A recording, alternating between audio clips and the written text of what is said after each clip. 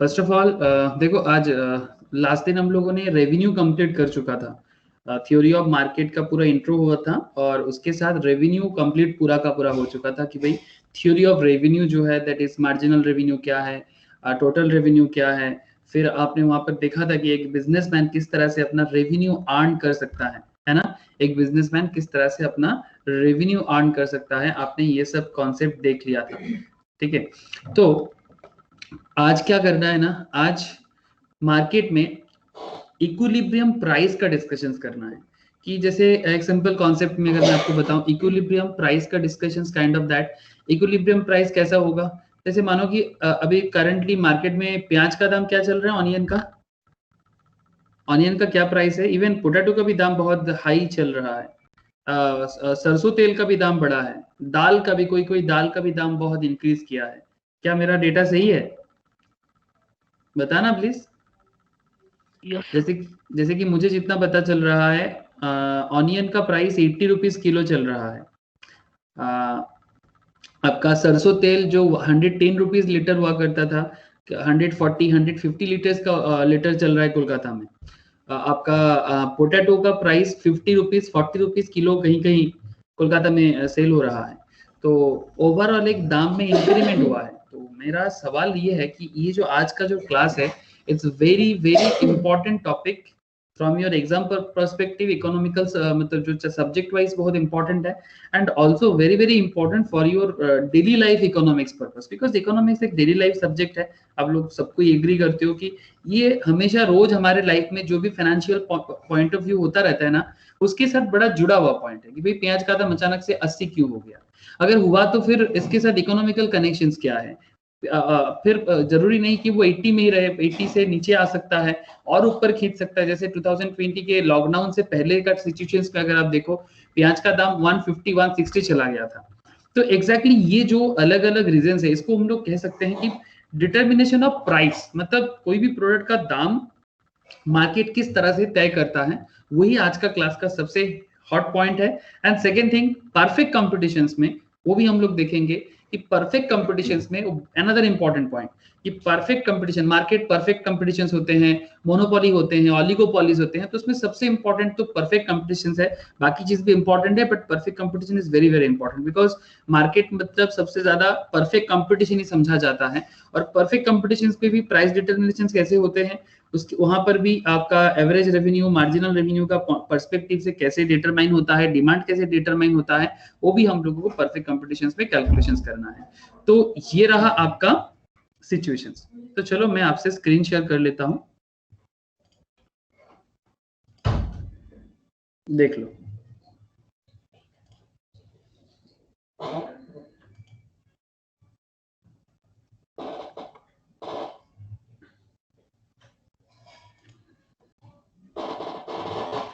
Screen share है, देखो तो।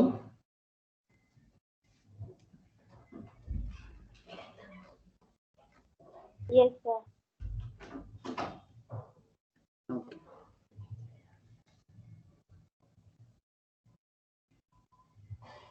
ओके। तो देखो, डिटर्मिनेशन ऑफ इक्विलिब्रियम प्राइस, ठीक है। डिटर्मिनेशन ऑफ इक्विलिब्रियम प्राइस में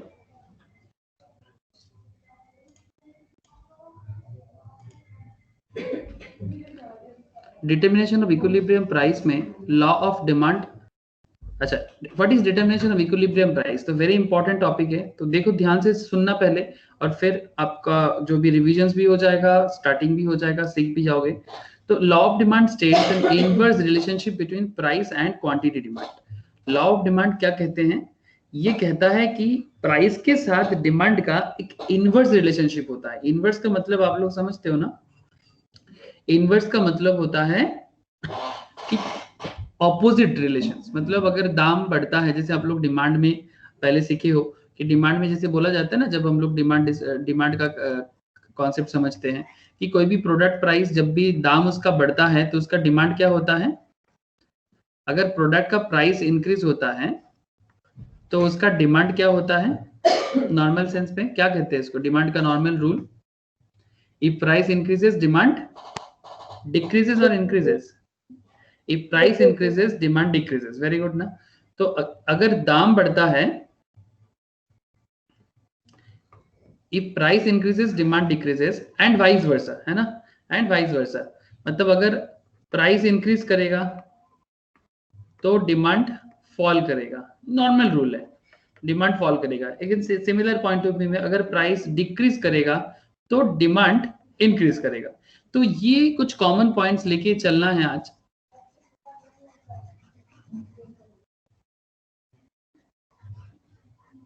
ओके, तो देखो, and law of supply, supply क्या कहता है, अब देखो हम लोग इक्विलिब्रियम प्राइस डिटरमाइन करेंगे ना, तो डिमांड और सप्लाई दोनों बहुत वाइटल हो जाएगा, डिमांड एंड सप्लाई दोनों बहुत वाइटल हो जाएगा।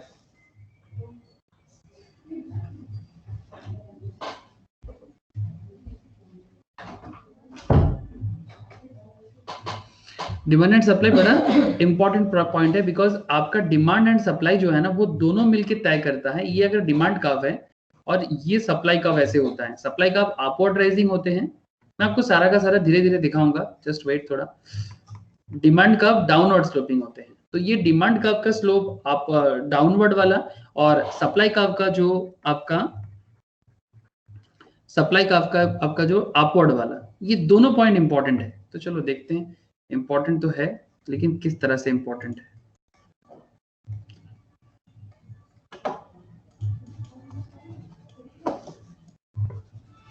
बहुत इंटरेस्टिंग पॉइंट है, देखना। Curve slopes downward to the right, ठीक है, demand curve slopes downward to the right, मतलब वो क्या करता है डिमांड कर्व, ये देखो, because of this demand curve क्या होता है, ठीक इस तरह से डिमांड कर्व का कैरेक्टर होता है कि डिमांड कर्व का नेचुरल कैरेक्टर जो है वो ठीक इस तरह से आता है। अगर आप इसको बताओगे ये राइट साइड है और ये लेफ्ट साइड है, मैं ऐसा बोल सकता हूँ, सॉरी उल्टा बोल दिया मैं, ये लेफ्ट साइड है and this is right side है, मतलब डिमांड कर्व लेफ्ट से राइट की तरफ शिफ्ट होता है। क्या ये बात आप लोगों को समझ में आ रहा है कि अगर ये चार्ट है, इस पर्टिकुलर चार्ट में डिमांड ग्राफ जब हम लोग बनाते हैं तो ये लेफ्ट साइड है और ये आपका राइट साइड है, कि ये बात समझ में आ रहा है ना। तो ये हमेशा डिमांड कर्व ना लेफ्ट से राइट में शिफ्ट होता है, तो ये जो इसका कैरेक्टर है ना लेफ्ट से राइट में शिफ्ट होना, वही बोल रहा है कि demand curve slope downward to the right and supply curve rises upward to the right. Supply curve ठीक उल्टा करता है, वो अपवर्ड राइट होता है, ये जैसे डाउनवर्ड राइट होता है, ये अपवर्ड राइट होता है, दोनों राइट में ही जाता है, बट सप्लाई क्या करता है, अपवर्ड राइट में जाता है। ये तो डिमांड एंड सप्लाई का जो क्लासेस है, अगर किसी का मिस है तो मैं उनको शेयर कर दूंगा, अब एक बार कर लेना, तो आपको फटाफट कनेक्ट हो जाएगा कि ये डिमांड सप्लाई का क्या मैं बात कर रहा हूँ। तो अभी चलो मार्केट में देखते हैं, उसको समझते हुए भी बाकी जो है समझ जाओगे। अच्छा, the price at which quantity demanded and quantity supplied, quantity demand and quantity supplied are equal, जिस पर्टिकुलर पॉइंट पे आपका डिमांड एंड सप्लाई इक्वल होता है ना, उसी पर्टिकुलर पॉइंट पे इक्विलिब्रियम मार्केट प्राइस तय होता है। जैसे कि मैं आपको बार बार बोल रहा हूँ कि प्याज के बारे में मैं बार बार बात कर रहा हूँ, ठीक है, कि भाई ऑनियन का प्राइस 80 रुपीज किलो चल रहा है। आप गूगल करोगे तो गूगल में भी दिख जाएगा ऑनियन प्राइस, आप बस गूगल में लिखो एक बार कि ऑनियन मार्केट प्राइस, तो जस्ट मैं आपको शो कर रहा हूँ इसीलिए ताकि आपको एक आइडिया भी लग जाए। ऑनियन प्राइस दिल्ली, मुंबई, कोलकाता, चलो सारा का सारा मार्केट प्राइस दिख गया, एक नहीं हजारों दिख गया। दिल्ली का मार्केट प्राइस बता रहा है अक्टूबर 23 का है ये डेटा, थोड़ा सा पुराना है, कोई बात नहीं, अंडरस्टैंडिंग के लिए ठीक है। 58, मुंबई का 93, कोलकाता का 80 और चेन्नई का 83, देख पा रहे हो सर, ठीक है। ये सब डेटा पे बहुत इंपॉर्टेंट काम आएगा आज, बिकॉज इस तरह का डेटा से आप मार्केट में प्राइस का जो डिटर्मिनेशन है ना, ये कैसे तय होता है अचानक से। Economics is all about data and number, और उससे आपका इकोनॉमिकल एनालिसिस निकलते हैं। तो अल्टीमेटली आप ये देखना चाहते, मतलब ये देख लो कि अल्टीमेटली ये दाम क्यों बढ़ता है और फिर मार्केट का प्राइस कैसे डिटरमाइन हो जाते हैं। तो आपको डेटा तो दिख गया होगा, तो चलो फिर से समझ लेते हैं क्या खेल है इसका। तो एक शेड्यूल है, एक पूरा का पूरा शेड्यूल है, ध्यान से देखना। शेड्यूल मतलब क्या है, एक टेबल है, या एक जिसको हम लोग बंगाली में बोलते हैं या हिंदी में बोलते हैं, ये एक लिस्ट है, ठीक है, लिस्ट या तालिका जिसको हम लोग बोलते हैं ना, कि एक तालिका है, लिस्ट है। तो ये लिस्ट में आपको एक इक्विलिब्रियम प्राइस मिल रहा है, ठीक है, एक डिमांड का यूनिट मिल रहा है, और एक सप्लाई का यूनिट्स मिल रहा है और एक एनालिसिस मिल रहा है, ठीक है। तो आपका 4 हेड है, ये जो टेबल है इस टेबल का 4 हेड है। एक में आपने क्या लिया, इक्विलिब्रियम प्राइस लिया। स्टैटिस्टिक्स समझना बहुत जरूरी है, ये स्टैट्स है और ये स्टैट्स अंडरस्टैंड करना बहुत इंपॉर्टेंट है। इसमें आपका इक्विलिब्रियम प्राइस पहले 1 माना जा रहा है। अच्छा 1 मतलब मैं आपको एक काम करता हूँ अंडरस्टैंडिंग की सुविधा के लिए, आप एक काम कर सकते हो, इसको 10, इसको 20, ठीक है, इसको 30, इसको 40 और इसको 50 मान के चलो, ठीक है। तो 10, 20, 30, 40, 50, ठीक है। तो आप ये मन ही मन में काउंट कर सकते हो, और ये सब यूनिट क्वांटिटी में है, ठीक है, ये सब यूनिट क्वांटिटी में है। तो जब इक्विलिब्रियम प्राइस आपका प्रोडक्ट का, तो किस चीज का हम लोग इक्विलिब्रियम प्राइस काउंट कर रहे हैं, ऑनियन का। तो ऑनियन का प्राइस अगर मानो कि मार्केट में 1 है, तो अगर ऑनियन का मार्केट प्राइस 1 है तो डिमांड ज्यादा होगा या कम होगा, प्लीज टेल मी। ऑनियन का प्राइस अगर 1 है तो डिमांड ज्यादा यूनिट का होगा या कम यूनिट का होगा? हाँ विश्वजीत, क्या लगता है? बेसी ज्यादा होगा। अगर प्राइस 1 से 2 में जाता है तो डिमांड थोड़ा सा कम होगा, मतलब पहले अगर 50 यूनिट्स डिमांड कर रहा था तो अभी 40 यूनिट्स डिमांड करेगा लोग। ये अजम्पशन है, वो तो मार्केट तय कर ही देता है कि भाई दाम बढ़ने से ऑटोमेटिकली डिमांड में डिक्रीज आ जाता है, ठीक है। तो प्राइस 1 रुपया था, 50 यूनिट लोग डिमांड कर रहे थे एट ए टाइम पे, दाम बढ़ के 2 रुपया हो गया, 40 यूनिट्स डिमांड कर रहे हैं एट ए टाइम पे, दाम अगर बढ़ के 3 रुपया हो जाएगा तो 30 यूनिट्स मतलब 30 केजी मान के चल सकते हो, 30 केजी डिमांड कर रहा है, दाम बढ़ के 4 रुपया हो जाएगा तो और आपका डिमांड कम हो जाएगा। इक्वली दाम जब आपका 5 रुपया हो जाएगा तब आपका डिमांड का यूनिट 10 यूनिट्स हो जाएगा। तो एक चीज आप मुझे बताओ, जो कॉन्सेप्ट है कि दाम जैसे जैसे इसका इंक्रीज कर रहा है, जैसे जैसे दाम इंक्रीज कर रहा है वैसे वैसे इसका डिमांड यूनिट कम हो रहा है। क्या ये बात समझ में आ रहा है? ये क्लियर है तो मैं आगे बात करूं, क्लियर हो रहा है ना? Hello, yes okay. Supply units पे अगर मैं बात करूं, सिमिलर, अब देखो जैसे मैंने प्राइस के साथ आपको डिमांड आपने देखा, बस नेचुरल पॉइंट है जैसे आप मार्केट में देखते हो। अब सिमिलर पॉइंट ऑफ व्यू में आपको सप्लाई के साथ देखना है। आपका इक्विलिब्रियम प्राइस 1, 2, 3, 4, 5 करके बढ़ रहा है। जब दाम आपका 1 रुपया था, सप्लायर 10 यूनिट सप्लाई करने के लिए रेडी है। मुझे बता पाओगे कोई ऐसा क्वेश्चन कि जिसका डिमांड 1 रुपया दाम पे कंज्यूमर, 1 रुपया दाम पे कंज्यूमर डिमांड करता है ना, डिमांड कौन करता है, कंज्यूमर या कस्टमर? तो हम लोग इकोनॉमिक्स में ओवरऑल कंज्यूमर बोलते हैं। और सप्लाई कौन करते हैं, सप्लाई कौन करता है? सप्लायर।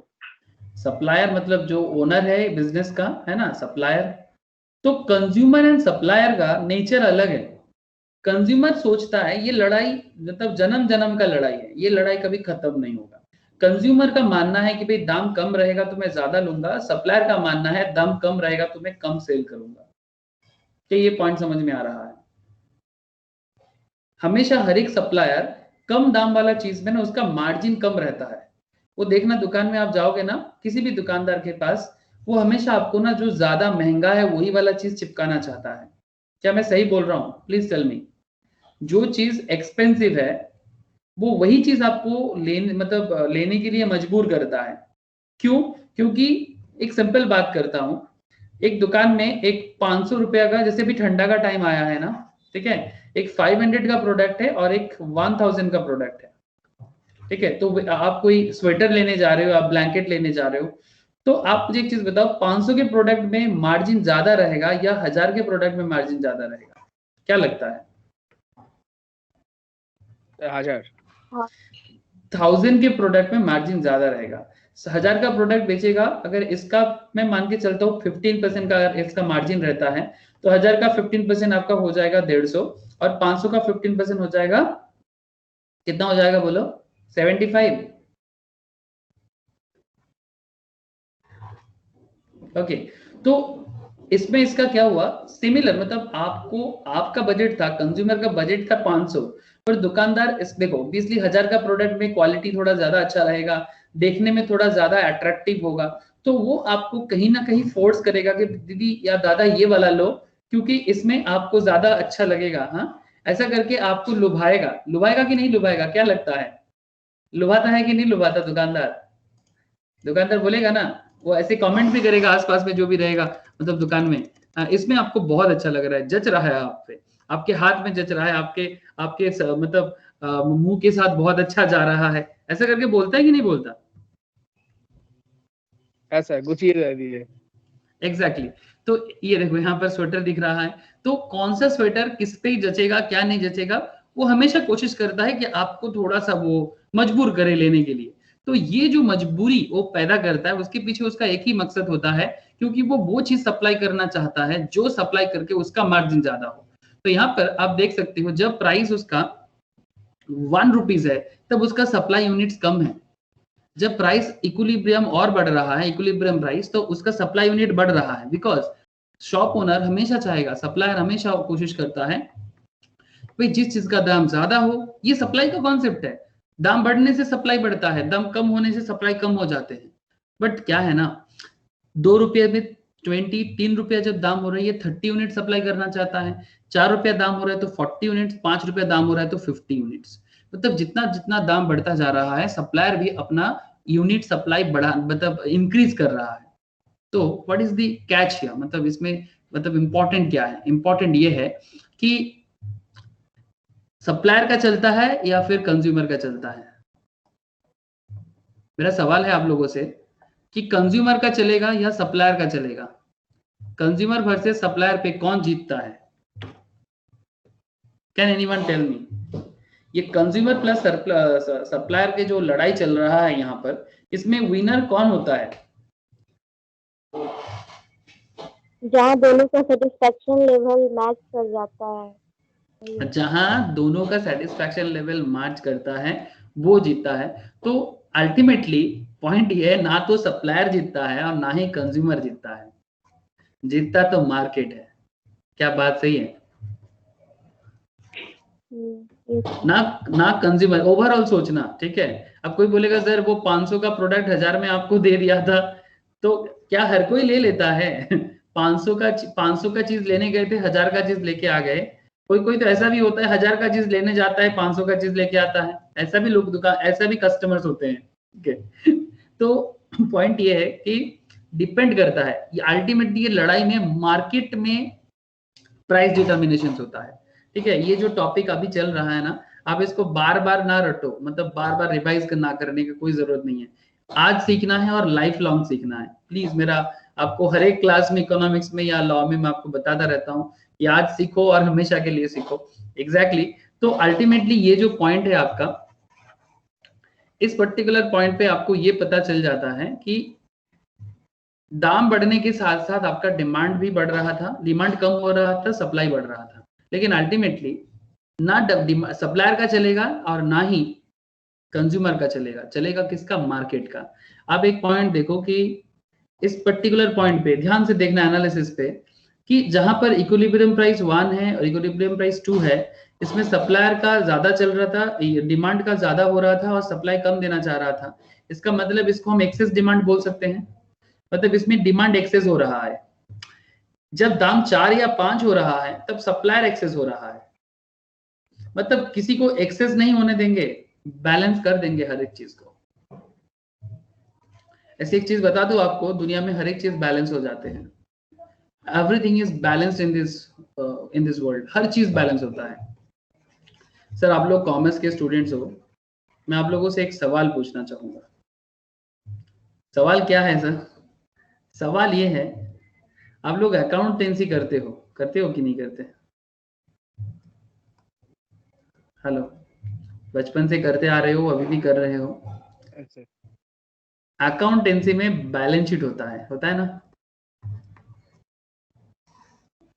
बैलेंस शीट में लायबिलिटीज होते हैं, एसेट्स होते हैं, ये दोनों टैली होता है और हमेशा होना चाहिए ये टैली। क्या ये बात एग्री करते हो कि बैलेंस शीट टैली करना ही करना है,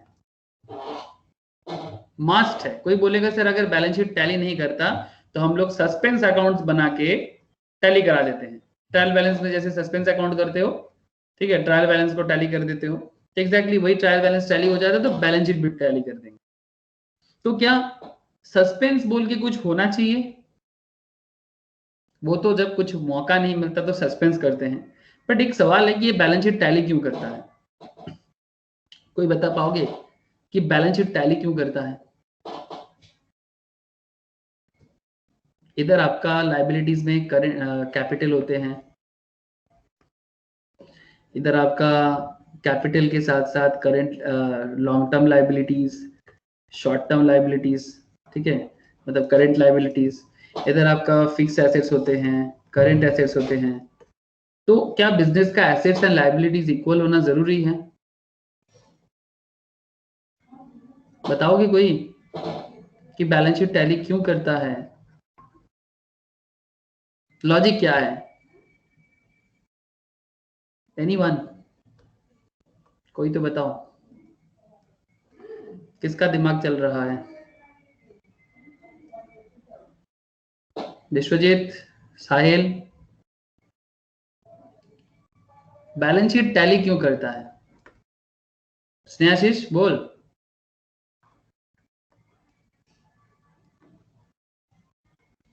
क्या मेरा आवाज आ रहा है आप लोगों तक?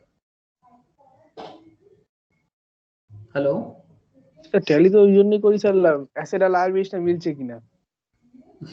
অরিজিৎ বল, অ্যাসেট লায়াবিলিটি মিলছে কিনা এই জন্যই ট্যালি হয় এটা? ये सर एसिड लायबिलिटी दुটো मिले गए तो प्रगति बोल पाओगे? प्रगति बोलो।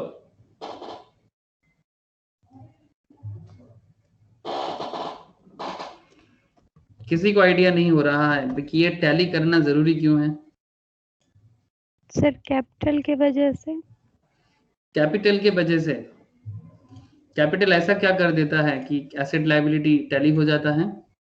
सर डबल एंट्री प्रिंसिपल की वजह से। डबल एंट्री प्रिंसिपल की वजह से। चलो, सब कोई बहुत अच्छा अच्छा सवाल का जवाब दे रहे हो। सर ये तराजू देख रहे हो? चलो सर, एक हम लोग बहुत कुछ ना किताबी एंगल से जवाब देते हैं, बट लाइफ किताब से नहीं, लाइफ रियलिटी से चलता है। किताब तो सिखाते हैं, बट क्या है ना, उसका अंदर का मतलब समझना जरूरी है। ये जो डबल एंट्री पॉइंट बोला ना साहिल, वेरी गुड फॉर दैट। और जैसे कि बाकी कोई कैपिटल बोल रहा है, कोई बोल रहे टैली करना, देखना है कि एसेट लायबिलिटी मैच कर रहा है कि नहीं कर रहा है।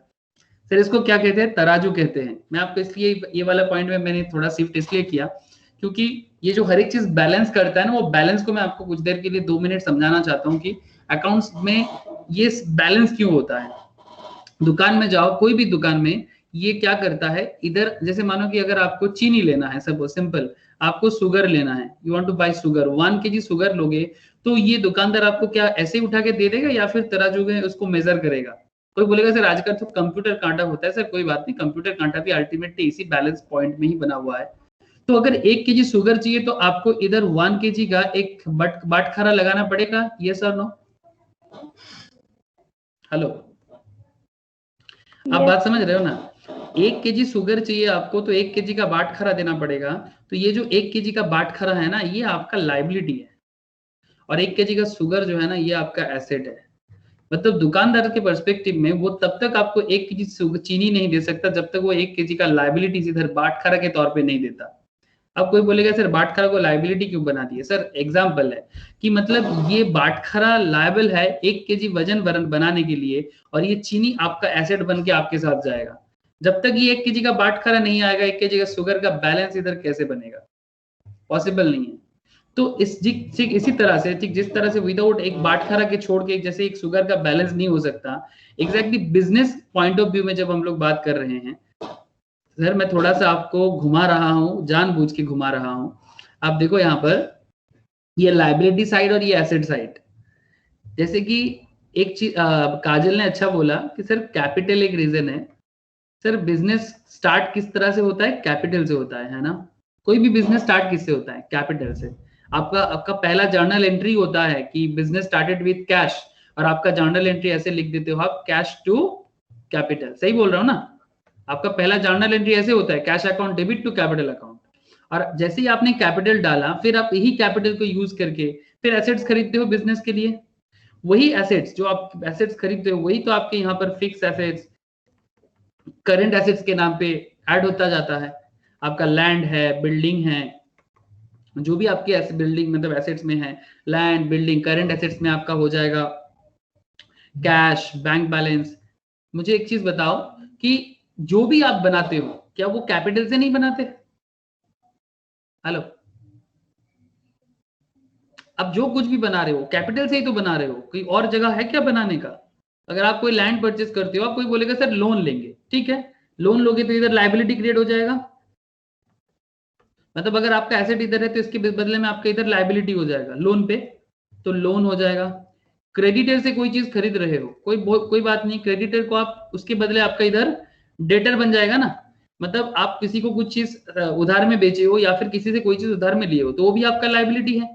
तो अल्टीमेटली आप जो कुछ भी कर रहे हो कैपिटल, यहाँ पर कैपिटल से ही आपने एसेट्स बनाया और कैपिटल और एसेट को मॉर्गेज रख के आपका लायबिलिटी बन गया। कैपिटल से आपने एसेट बनाया, एसेट को मॉर्गेज करके लायबिलिटी क्रिएट हो गया और बिजनेस करते करते डेटर क्रेडिटर भी क्रिएट हो गया। तो अल्टीमेटली जो कुछ भी आप इधर से दे रहे हो वैसा ही इधर वापस आ रहा है। क्या बात समझ में आ रहा है? आप जो कुछ भी लायबिलिटी साइड में, अच्छा एक और दूसरा सवाल इसमें आ जाते हैं, कैपिटल लायबिलिटी साइड में क्यों आते हैं? क्योंकि मेरे बिजनेस का ये लायबिलिटी है कि मैं जो कैपिटल उसको दे रहा हूं वो मुझे वो वापस करे। पॉइंट समझना सर, कैपिटल को सिर्फ बैलेंस करवाने के लिए नहीं होता है लायबिलिटी साइड्स में। तो very very important concept. Capital liability side में इसलिए होते हैं कि ये बिजनेस का लायबिलिटी है, ये मेरा बिजनेस का बैलेंस शीट है, this is my business liability कि मैं जो कैपिटल बिजनेस में दे रहा हूं वो मुझे लायबिलिटी, बिजनेस का लायबिलिटी है कि वो अपने ओनर को उसका कैपिटल वापस करे। That's why capital is in the liability side. ऐसे तो कैपिटल का लायबिलिटी का कोई कॉन्सेप्ट नहीं है क्योंकि वो तो पूंजी आप बिजनेस में दे रहे हो, बट वो लायबिलिटी इसीलिए है बिकॉज वो आपको बिजनेस को वापस करना पड़ेगा, मतलब बिजनेस को अपने ओनर को वापस करना पड़ता है। और साथ में कैपिटल के साथ साथ एसेट बनता है, एसेट को मॉर्गेज करके लायबिलिटी बनता है, मतलब लोन, क्रेडिट, एवरीथिंग। तो अल्टीमेटली ये जो ओवरऑल साइकिल बनता है, ये पूरा साइकिल है, चक्र है, एक पूरा चाका, तो ये पूरा चाका घूमता रहता है। और अगर घूमेगा तो एसेट और बैलेंस शीट टैली करना मैंडेटरी है। Everything is balance in this whole world, चाहे वो अकाउंट्स क्यों ना हो, चाहे वो धरती क्यों ना हो, even world is also balanced. वो भी कहीं ना कहीं अगर पानी बढ़ता है तो कहीं ना कहीं कुछ सूख जाता है, कुछ ना कुछ हो रहा है दुनिया भर में, वो बैलेंस कर लेता है। आप कुछ समझ पा रहे हो मैं क्या कहने का कोशिश कर रहा हूं? ये मेरा थ्योरी नहीं है, ये तो अकाउंट्स का थ्योरी है, मैं आपको जो बताया, ठीक है। ये एक्चुअली अकाउंटेंसी का एक बहुत ही बड़ा कॉन्सेप्ट है, बेसिक्स का मैंने कराया था, आप लोग भूल गए। क्या समझ में आया? कोई सवाल है क्या इस पर्टिकुलर पॉइंट पे? कोई बोलेगा सर नहीं समझ में नहीं आया, तो बोल सकते हो कि बैलेंस शीट टैलीड क्यों होता है। हेलो, समझ में आ रहा है क्या? लॉजिक है कि नहीं बात में? हेलो, अरे सर हाँ ना तो बताओ। Yes sir, yes sir. आप लोग अगर खामोश रहोगे तो मुझे ऐसा लगता है या तो आप लोग नहीं समझ पाए या फिर मैं समझा नहीं पाया। समझ में आ रहा है कि नहीं आ रहा है? साहिल समझ में आया? विश्वजीत, स्नेहाशीष बॉल, बुझते पेरेजीत? ऐसा यस समझ में आया।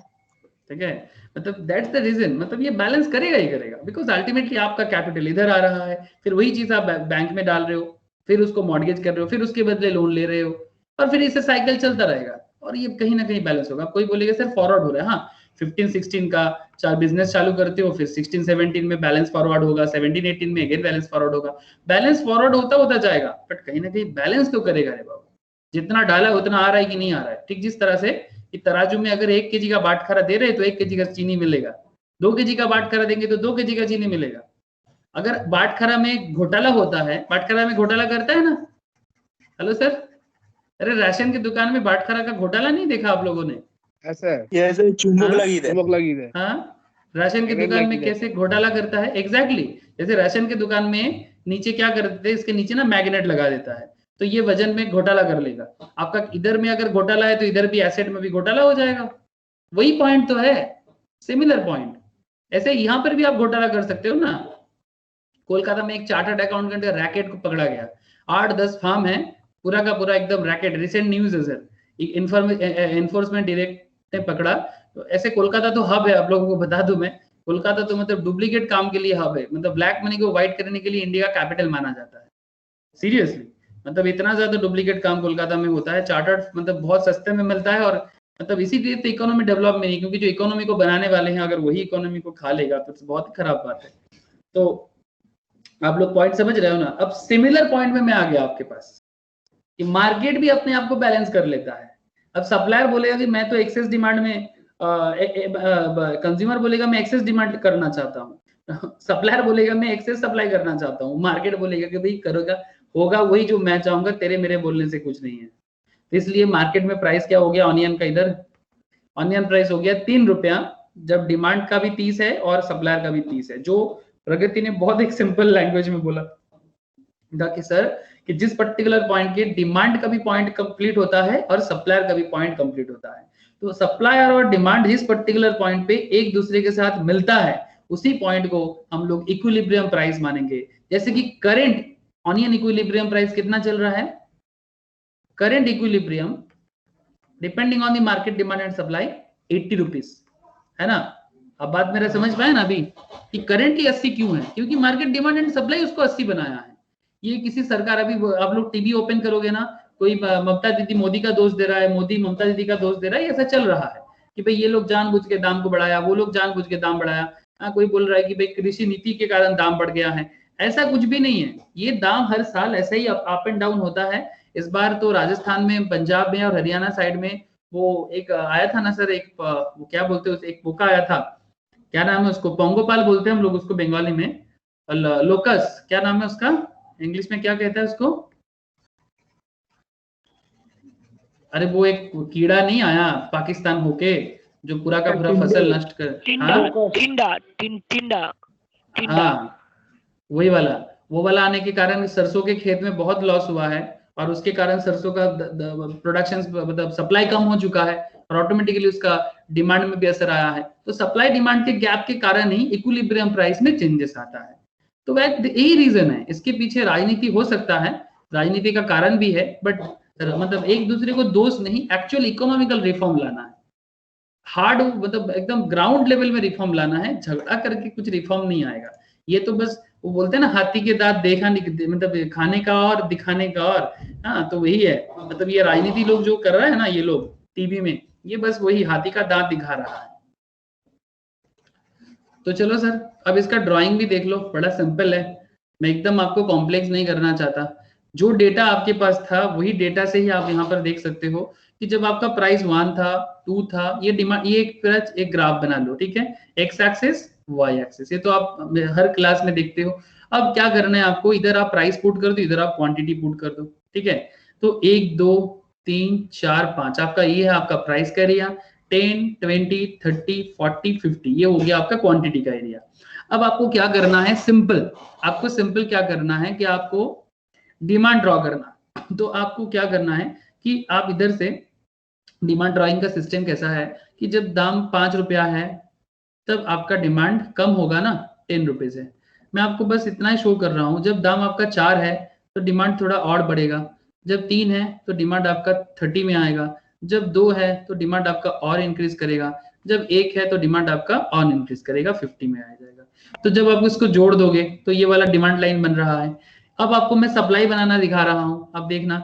अब सप्लायर का सोच कैसा है कि जब प्राइस हायर है तो हायर प्राइस में वो ज्यादा सप्लाई करना पसंद करेगा। तो अब आपका सप्लाई का देखने में ऐसा हो जाएगा, जब दाम 5 है तो सप्लायर का पॉइंट क्या है कि वो 50 यूनिट सेल करेगा मार्केट में, जब दाम उसका 4 है तब वो 40 यूनिट सेल करना चाहेगा, जब 3 है तब वो 30 यूनिट सेल करना चाहेगा, जब 2 है तब 20 यूनिट सेल करना चाहेगा, जब 1 है तो 1 यूनिट सेल करना चाहेगा, और फिर ऐसा जोड़ देगा तो सप्लाई का बन जाएगा। सर कुछ समझ में आया आप लोगों को? मैं ग्राफ के ऊपर ही ग्राफ को ड्रॉ कर दिया, क्या आपने देखा ये जो दोनों लाइन, मतलब मैंने यहाँ पर ये दिखाया आपको कि किस तरह से ये चीज बना। आप समझ पा रहे हो पॉइंट? हेलो, ये चीज जो है ये बना कैसे, वही मैं आपको यहाँ पर दिखा रहा था। सप्लाई का किस तरह से बना और डिमांड का कैसे बना। अब मैं इसको फिर से हटा रहा हूं ताकि आपको सिंपली समझ में आ जाए कि ये डिमांड और सप्लाई कैसे बन जाएगा। देखो सर, मैं बस ये दोनों चीज क्या है ना, मतलब क्या हो जाए ना, कॉम्प्लेक्स दिखता है, इसलिए इसका मतलब जो मैन्युफैक्चरिंग प्रोसेस है वो मैंने आपको दिखाया कि कैसे मैन्युफैक्चर हुआ। अब आप देख लिया कि सप्लाई और डिमांड कैसे बना है। पहले डिमांड ग्राफ को ड्रॉ करते हैं फिर सप्लाई को। कोई बोलेगा सर ऐसे ही करने से, खींच देने से हो जाएगा क्या डिमांड सप्लाई? नहीं सर, ऐसे नहीं होता, वो तो पूरा डेटा के बेसिस में हो रहा है।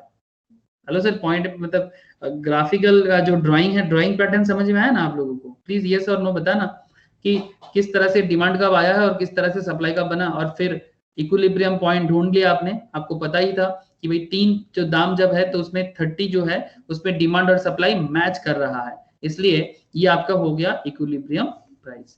जैसे करंट इक्विलिब्रियम प्राइस आपका चल रहा है प्याज का 80, तो उसके हिसाब से डेटा बनाओगे तो 80 में आपका इक्विलिब्रियम प्राइस आ जाएगा। क्लियर है कि how we determine the equilibrium price of any product in the market depending on the demand and supply curve. बताइएगा क्या क्लियर है पॉइंट? एकदम बहुत बहुत वेरी वेरी इंपॉर्टेंट पॉइंट है, वेरी वेरी इंपॉर्टेंट पॉइंट है। क्या मूव ऑन कर सकता हूं मैं?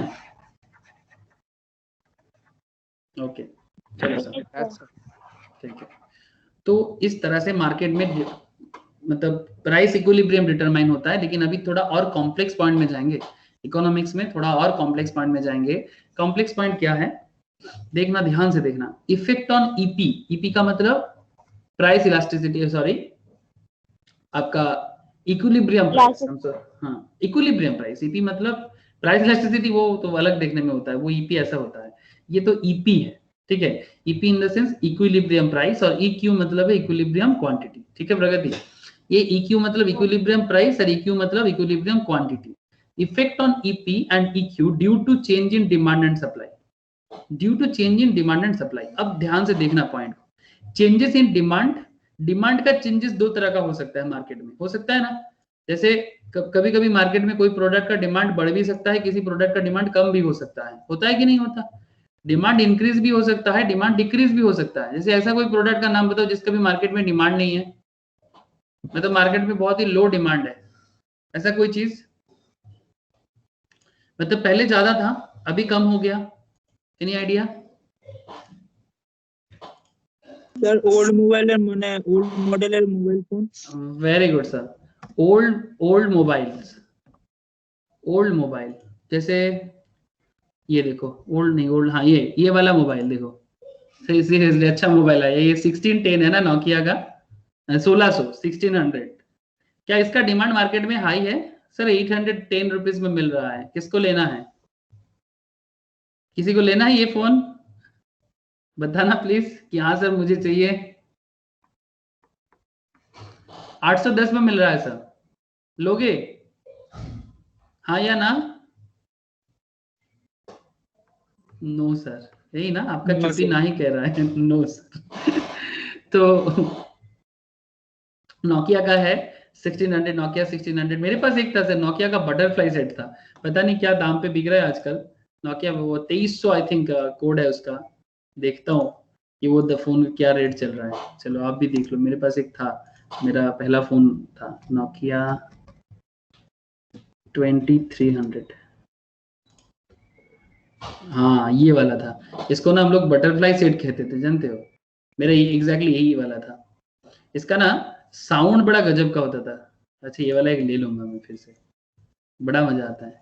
972 ये देख रहे हो ना, ये बटरफ्लाई क्यों बोल रहे हैं इसको, इसका की देख रहे हो, इसका की ना ऐसे बटरफ्लाई जैसा होता था, और इसका साउंड बहुत सुंदर था, मतलब जो इसका रिंगटोन था और टिंग टोंग जो होता था बड़ा गजब का था। अगर आप लोगों ने कभी देखा है तो बहुत अच्छा, नहीं देखा तो और छोड़ो।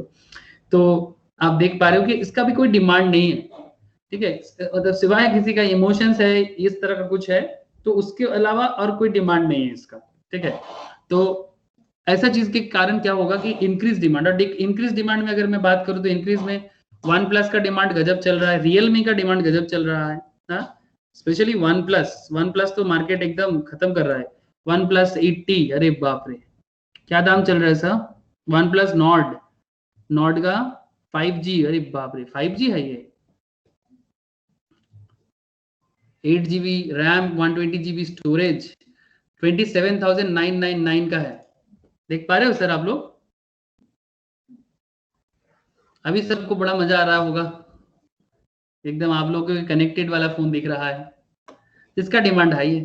तो एग्जैक्टली अगर आपने फीचर्स देख लिया, सर मेरा साउंड है ना क्लियर, क्योंकि फिर से थोड़ा लाइन का प्रॉब्लम है, मेरा साउंड आ रहा है?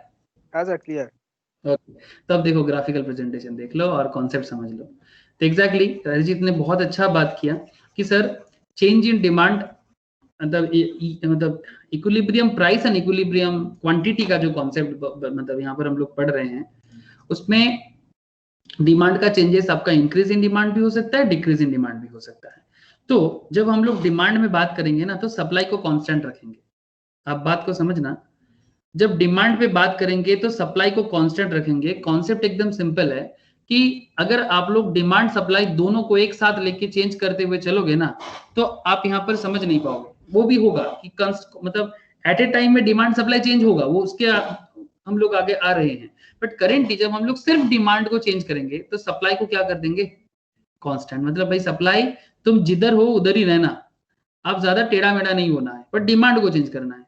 तो पहले डिमांड ये था डी, सिर्फ डी जो है ये पहले का डिमांड था। D1 में शिफ्ट देख रहे हो? अच्छा, डिमांड का आपका शिफ्टिंग ना राइटवर्ड होता है और लेफ्टवर्ड होता है। डिमांड का आपका शिफ्टिंग जो है ना वो राइट और लेफ्टवर्ड में होता है, वो कुछ ऐसे ही देखने में होता है, जस्ट काइंड ऑफ इस तरह का कि ये मान लो कि पहले का डिमांड कब था, अब अगर डिमांड कब नीचे की तरफ आ रहा है इसका मतलब डिमांड कब डाउनवर्ड है, ठीक है। और डिमांड कब अगर राइटवर्ड है मतलब ऊपर की तरफ जा रहा है, तो इसका मतलब ये डिमांड कब राइटवर्ड है। मतलब राइटवर्ड मतलब इंक्रीज इन डिमांड और लेफ्टवर्ड मतलब decrease in demand. Demand and supply दोनों में सेम पॉइंट का मतलब सेम पॉइंट आता है। जैसे कि आप लोगों को मैंने स्टार्टिंग में बताया कि डिमांड का लोअर डाउनवर्ड होते हैं पर लेफ्ट टू राइट होते हैं, और सप्लाई का अपवर्ड होते हैं पर ये भी लेफ्ट टू राइट ही होता है। तो सिमिलर पॉइंट में डिमांड का आपका राइटवर्ड शिफ्ट होना मतलब increase in demand, and demand का आपका लेफ्टवर्ड शिफ्ट होना मतलब ये लेफ्ट है ना, सर आप सीधा देख रहे हो बोर्ड पे, तो आप ये डिमांड कर्व जो है आपका दिस डिमांड कर्व, ये जो डिमांड कर्व है इसके नीचे वाला जो एरिया है D2 जो है, ठीक है, डिमांड कर्व 2 जो है, ये डिमांड कर्व 2 इसका डिक्रीज इन डिमांड है, और ये जो है ना इसका इंक्रीज इन डिमांड है, ठीक है। ये राइटवर्ड शिफ्ट है, ये जो D से D1 में गया ना ये राइटवर्ड है, ये राइट में शिफ्ट हुआ है। देखो आप जस्ट समझो एक बार, समझना आराम से, ये जो शिफ्टिंग है ये राइटवर्ड है और ये शिफ्टिंग जो है ये लेफ्टवर्ड है। क्या ये पॉइंट क्लियर है? क्योंकि ये क्लियर है, नहीं रहेगा ना तो फिर सप्लाई में दिक्कत होगा। मुझे बताना राइटवर्ड लेफ्टवर्ड क्लियर हो रहा है या फिर किसी को कंफ्यूजन हो रहा है, नहीं से समझ में नहीं आ रहा है तो बताना। ये शिफ्टिंग राइटवर्ड है और ये शिफ्टिंग लेफ्टवर्ड है, क्या ये पॉइंट क्लियर है? सर ठीक है ना। तो राइटवर्ड शिफ्टिंग मतलब increase in demand, leftward shifting मतलब डिक्रीज इन डिमांड, ठीक है। तो ये था आपका ओल्ड डिमांड। तो पहले डिमांड आपका यहाँ पर था और अभी आपका डिमांड दोनों तरफ में चेंज है, लेकिन सप्लाई को आपको कांस्टेंट रखना है, बिकॉज आप डिमांड पे बात कर रहे हो तो सप्लाई को भी चुपचाप रख लो भाई, सप्लाई तुम जैसा था वैसे ही रहना, बट डिमांड पे चेंजेस आ रहा है। तो जब डिमांड चेंजेस होगा तो इस तरह से चेंजेस होगा। तो थोड़ा देख लेते हैं कि क्या कहते हैं। Changes in demand include increase और decrease, it may be due to change in price of related goods. मतलब क्यों ऐसा हो सकता है? हो सकता है कि भाई रिलेटेड गुड्स का प्राइस में कुछ चेंजेस आ गया हो, इनकम में चेंजेस आ गया हो, टेस्ट एंड प्रेफरेंस आपका बदल गया हो सकता है ना। जैसे कि अभी अरिजीत ने जो बता रहा था कि sir old phone new phone, very good example, कि जैसे कि मेरा जो इमोशंस था वो फोन जो मैं आपको दिखाया Nokia 2300 मेरा पहला फोन था मेरे हाथ में। तो Nokia 2300 उस टाइम पे दाम हुआ करता था सर 5500 के आसपास का दाम हुआ करता था, ठीक है। करेंटली कितने दाम पे मिल रहा है? 930, ठीक है। तो 5500 का फोन करंट मार्केट प्राइस है 930, बिकॉज इसका मार्केट डिमांड है नहीं, तो ये डिक्रीज इन डिमांड है। Nokia 2300 डिक्रीज इन डिमांड है। बट अगर मैं इंक्रीज इन डिमांड का बात करूं तो उसके पीछे क्या क्या रीजन हो सकता है? एक तो रिलेटेड गुड्स का प्राइस चेंज हो गया, ये हो सकता है, आपका इनकम पे चेंजेस आ गया है, या फिर आपका टेस्ट एंड प्रेफरेंस बदल गया है। तो ये सब रीजन होता है कि आपका डिमांड चेंजेस होता है। अब चेंजेस बढ़ भी अच्छा मतलब इंक्रीज भी हो सकता है, चेंजेस डिक्रीज भी हो सकता है। क्या पॉइंट समझ में आया सर? चेंजेस इन डिमांड के कारण सप्लाई कांस्टेंट रह के डिमांड का आपका चेंजेस क्लियर है कि नहीं है? अगर है तो फिर मैं नेक्स्ट पॉइंट में जाऊंगा, बिकॉज इधर जो लिखा हुआ है आप समझ गए। क्लियर है ये पॉइंट? ठीक है। आप देखना यहाँ पर प्राइस देखो, जब आपका डिमांड का DD था तब आपका प्राइस भी इक्विलिब्रियम इधर था। अब जैसे ही आपका डिमांड का चेंजेस हो गया D से D1 D से D2, आपका इक्विलिब्रियम प्राइस भी चेंज हो रहा है सर। जब आपका डिमांड कम हो रहा है D2 में आ रहा है तब आपका इक्विलिब्रियम प्राइस P2 हो गया। जब आपका डिमांड बढ़ रहा है तब इक्विलिब्रियम प्राइस P1 हुआ। मैं मान के चल सकता हूं कि ये यहाँ पर 80 कर दो, इसको 50 रख लो, सॉरी 60 कर दो और ये 50 कर दो। मतलब as per the demand equilibrium price changes होता है। ठीक जिस तरह से न्यू ओल्ड फोन का दाम क्या हो गया 930, ओल्ड फोन का दाम नीचे आ गया 930 और न्यू फोन का दाम हो गया 28,000 जो हम लोग देख रहे थे। वन प्लस का फोन मार्केट में 28,000 30,000 में बिक रहा है और नोकिया का एक टाइम पे जो फोन लेने के लोग पागल होता था, बट उसका लैक ऑफ डिमांड के कारण सप्लाई उसका आज भी है, सप्लाई उसका आज भी है, कोई चाहे तो मिल जाएगा, बट उसका दाम देखो sir due to lack of demand 930 में मिल रहा है। और बीचों बीच में अगर आप देखा जाए तो जो प्राइस था, जो डिमांड था, उसके ऊपर डिपेंड करके इक्विलिब्रियम प्राइस। तो बड़ा सिंपल कॉन्सेप्ट है सर, एकदम मैटर को कॉम्प्लेक्स नहीं करना है। अगर आप समझ के करोगे तो एकदम सिंपल है, नहीं समझोगे तो ग्राफ देख के बहुत लोग डरता है। मैं देखा बहुत जन को, ठीक है, कि इकोनॉमिक्स में कार देख के उनको बहुत चिंता हो जाता है कि सर ये कार समझ में नहीं आ रहा है। लेकिन आप लोग बताओ कि कार कुछ मतलब बहुत टफ लगता है क्या कार आप लोगों को? बताना सर, क्या इकोनॉमिक्स में ग्राफ या कार जो है ये टफ है या डिपेंडिंग ऑन द अंडरस्टैंडिंग है? अगर आप समझ जाओगे तो फिर कोई दिक्कत नहीं। अच्छा, फिर अब हम लोग बात करेंगे चेंजेस इन सप्लाई पे, ठीक है। तो जब हम लोग चेंजेस इन सप्लाई पे बात करेंगे, इसके ऊपर भी आप इक्विलिब्रियम प्राइस चेंजेस हो सकता है, सप्लाई में चेंजेस, इक्विलिब्रियम प्राइस पे चेंजेस, ठीक है। अगेन आप ऑनियन का एग्जांपल भी ले सकते हो और स्मार्टफोन का एग्जांपल भी ले सकते हो। दिमाग में जस्ट इमेजिन करो, ऑनियन स्मार्टफोन दोनों इमेजिन करो आप, ठीक है। अब जब आप सप्लाई को लेके काम करोगे तो डिमांड को कांस्टेंट कर देना सर, डिमांड को हिलाना नहीं है, ये अपने जैसे जगह में रहेगा। डिमांड को ज्यादा छिड़कानी नहीं करना है, डिमांड अपने जगह में रहेगा, बट सप्लाई को चेंज करना है। जैसे कि मैं आपको बता रहा था right word shifting and left word shifting, थोड़ा ध्यान दीजिएगा। सर मुझे बताना, ये एस जो है आपका एस ये आपका मेन सप्लाई ग्राफ है ना, ये एस जो है ये आपका मेन सप्लाई है। अब यहां से मुझे चेंज लाना है, ये जो आपका है ये आपका राइट वर्ड है और ये आपका है लेफ्ट वर्ड। क्या ये बात समझ में आ रहा है? एस से जो S1 में शिफ्ट हुआ है ये आपका राइट वर्ड शिफ्टिंग है और एस से जो S2 में शिफ्ट हुआ है ये आपका लेफ्ट वर्ड शिफ्टिंग है। क्या ये बात क्लियर है? पॉइंट, हेलो सर, ये राइट वर्ड शिफ्टिंग है। सप्लाई का अपना ऐसे ही चेंजेस होता है, सप्लाई का आपका जो चेंजेस होता है ना वो ऐसे देखेगा, ऐसा लगेगा आपको देखने से जैसे कि वो डाउनवर्ड चेंजेस हो रहा है, मतलब it's look like downward but it's not downward exactly, it's exactly left, मतलब राइट वर्ड।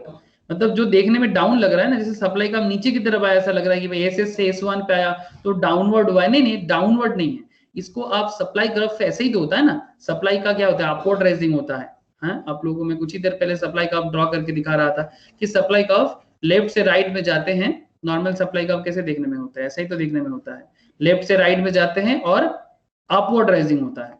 तो ये जो इसका अपवर्ड राइजिंग कैरेक्टर है, अपवर्ड राइजिंग कैरेक्टर में डिमांड कांस्टेंट करके अगर मार्केट में सप्लाई में चेंजेस आ जाए, ठीक है, तो आपका जब आपका डिमांड कांस्टेंट था, सप्लाई एसएस था, लेफ्टवर्ड शिफ्ट हुआ मतलब आपका सप्लाई इंक्रीज किया, एस से S1 मतलब सप्लाई में इंक्रीज और एस से S2 मतलब सप्लाई डिक्रीज, ठीक है, डिक्रीज। समझ में आ रहा है ना? ये डिक्रीज हो गया, ये इंक्रीज हो गया। अब इसके ऊपर डिपेंड करके आपका पहले इक्विलिब्रियम प्राइस P था, अब P2 हो गया, यहाँ पर P1 हो गया। सिंपल पॉइंट है कि जब आपका सप्लाई कम हो रहा है, आप यहाँ पर देख सकते हो, जब आपका सप्लाई Q से Q1 हो रहा है, सप्लाई आपका बढ़ रहा है, तब आपका प्राइस कम हो रहा है। सर प्लीज गौर करना पॉइंट पे, सप्लाई जब मार्केट में बढ़ता है तो प्राइस कम होता है।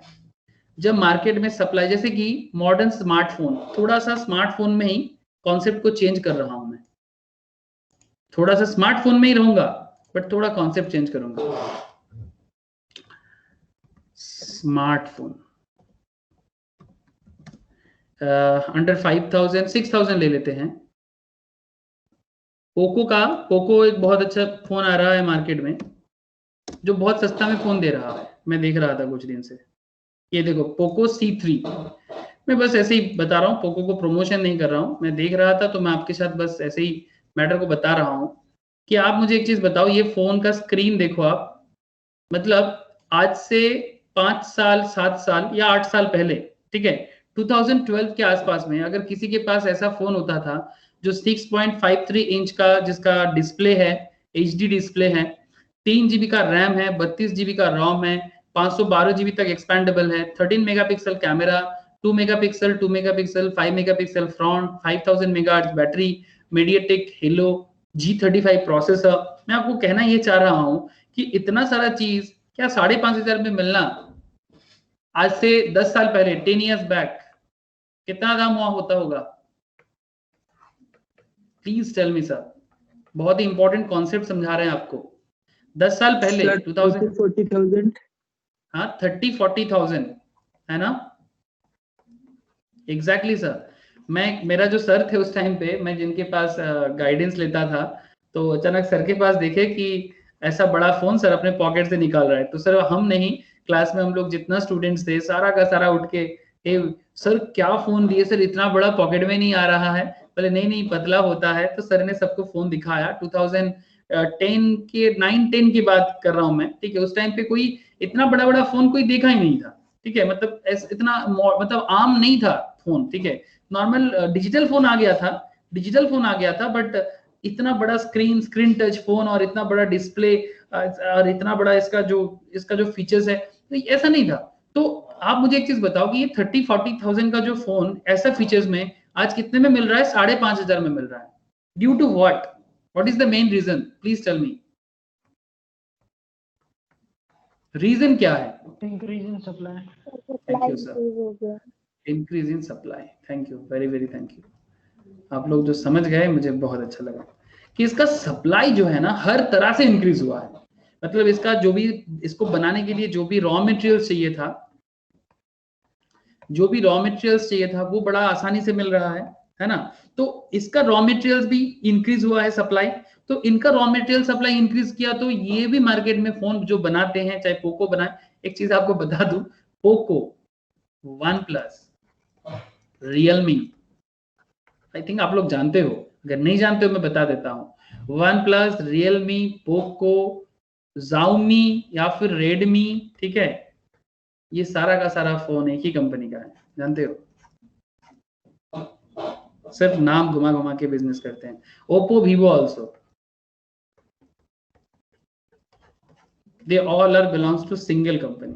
और आज ये दुनिया का सेकेंड लार्जेस्ट मोबाइल मैन्युफैक्चरर है। एप्पल को भी चिंता हो गया इनसे, कैसे टक्कर दें, जो भी हो। आप रिसर्च कर सकते हो, आपको और डेटा मिल जाएगा, लेकिन आप समझ गए इतना काफी है कि इंक्रीज इन सप्लाई एक बहुत बड़ा इंपॉर्टेंस ही रख रहा है यहाँ पर, ठीक है। तो सप्लाई इंक्रीज करेगा तो दाम कम हो जाएगा, ठीक है ना रिजीत, समझ में आया ना? तो एग्जैक्टली वही वाला पैटर्न हम लोग अभी ग्राफ में देख लेंगे। बड़ा अच्छा हो रहा है सर, ये एक मुझे बहुत अच्छा लगता है कि एडुकेशन जब प्रैक्टिकल लगता है।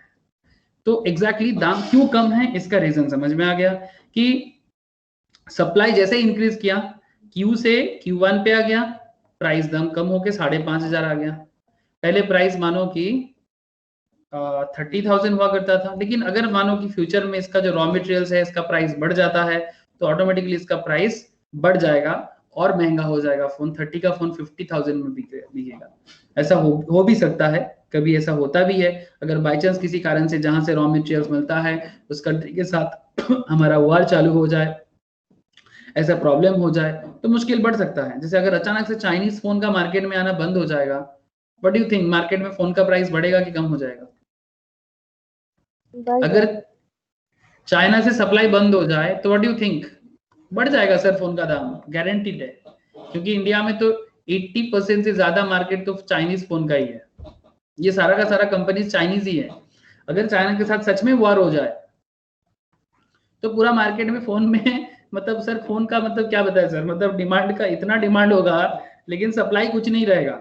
और इंडिया में क्या कंपनी है, अब कोई बोलेगा सर चाइनीज कंपनी इंडिया में भी मैन्युफैक्चर करता है, लेकिन जो चाइनीज कंपनी इंडिया में मैन्युफैक्चर करता है हो सकता है कि उनका भी मैन्युफैक्चरिंग बंद किया जाए, क्योंकि चाइनीज टेक्नोलॉजी यूज करना भी बैन हो गया, हो जाता होगा। तो उसमें वो रिसेंटली वो अपना पुराना जो कंपनी इंडिया में बहुत अच्छा कर रहा था, वो क्या नाम है उसका, माइक्रोमैक्स, ये भी तो पार्ट्स चाइना से लाता है। माइक्रोमैक्स भी जो पार्ट्स लाता है ना चाइना से लाता है। एक आया था जियोनी बोल के एक फोन आया था, लाभा एक था, अब इनका ही फोन मार्केट में बिकेगा on that time, lava, Gionee, Micromax, लेकिन उनको भी पार्ट्स कहाँ से मिलेगा? ताइवान से मिलेगा तो अच्छा है, but Taiwan is a very small country, इसके पास है तो बहुत अच्छा अच्छा टेक्नोलॉजी, ठीक है। जापान से लाना थोड़ा महंगा पड़ जाएगा बिकॉज जापान दूर आता है सर, ठीक है। चाइना के पास जो रिसोर्स अवेलेबल है ना, ये सबके पास नहीं है। तो एग्जैक्टली ये सब रीजन इकोनॉमिकली देख रहे हैं sir. I don't want to support China, मैं तो चाहता हूँ कि इंडिया वर्ल्ड का एक ऐसा एक पावर बने, हम लोग ऐसा एक अपना एजुकेशनल पैटर्न बनाए, रट्टू तोता ना बन के हम लोग सच में बिजनेस फॉर्म करें। ऐसे कॉमर्स प्रोफेशनल्स आप लोग सिर्फ पढ़ो नहीं, कॉमर्स बनाओ सर। कॉमर्स सिर्फ पढ़ने का चीज नहीं है, अब कॉमर्स को प्रमोट करो, टेक्नोलॉजी को यूज करो, जो लोग टेक्नोलॉजी जानते हैं उनको प्रमोट करो, ये कॉमर्स का मेन काम है। तो जो चाइना जैसे कंट्री जैसे एजुकेशन को मानते हैं, आप लोग भी करो। ओके, तो ये हो गया सर आपका ये एरिया जिसमें आपने देखा कि सप्लाई चेंजेस के कारण कैसे इक्विलिब्रियम प्राइस चेंजेस होता है, ठीक है ना। बड़ा इंटरेस्टिंग था, लेकिन अभी हम लोग चलेंगे अनदर इंटरेस्टिंग एरिया में।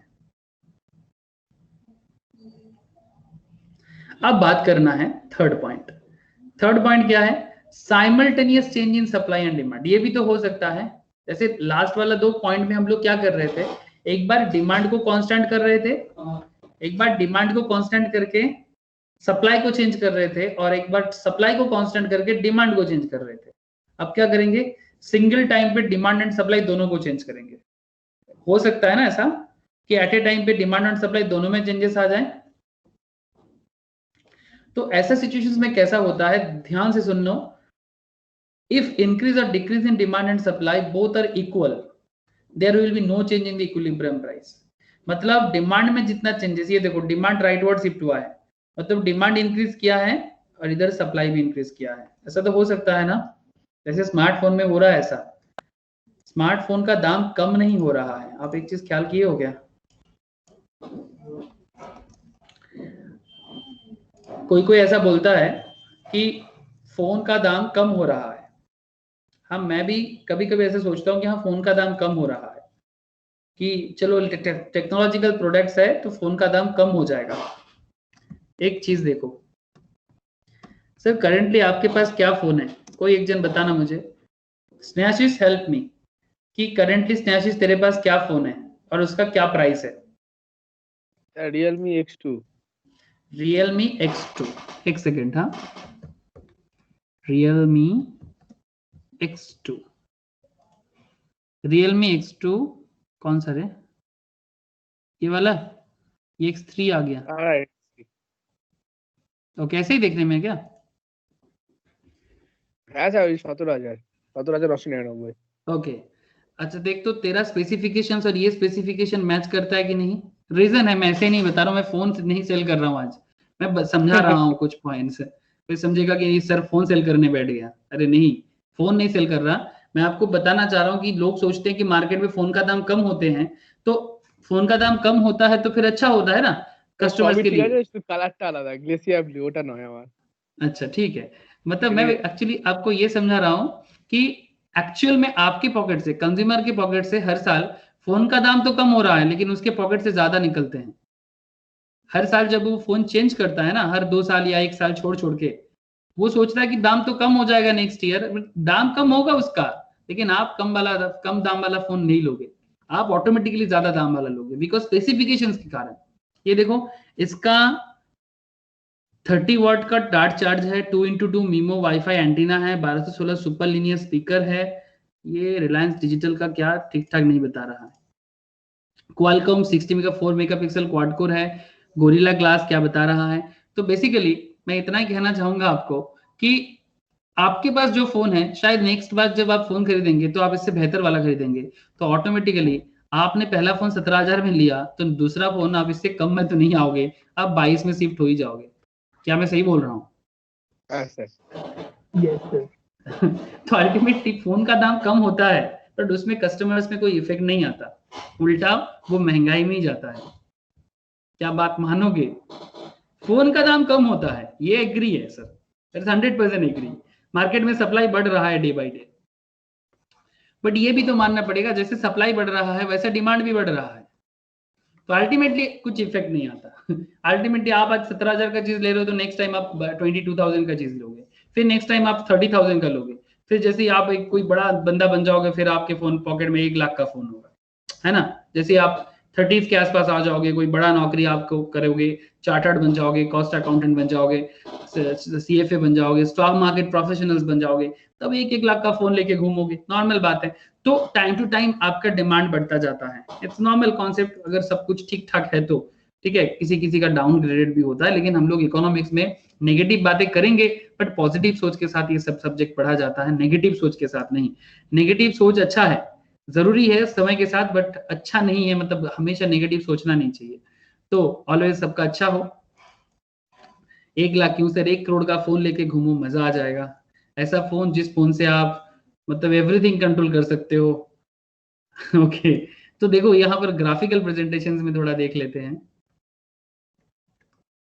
देखो demand and supply similar simultaneous time पे जितना डिमांड में चेंजेस आया था, इंक्रीमेंट आया था, ठीक है, ये राइटवर्ड शिफ्ट हुआ है ना, यहाँ पर सप्लाई भी राइटवर्ड शिफ्ट हुआ है, ठीक है, तो सप्लाई भी उतना हो गया, तो अल्टीमेटली आपका प्राइस में नो चेंज।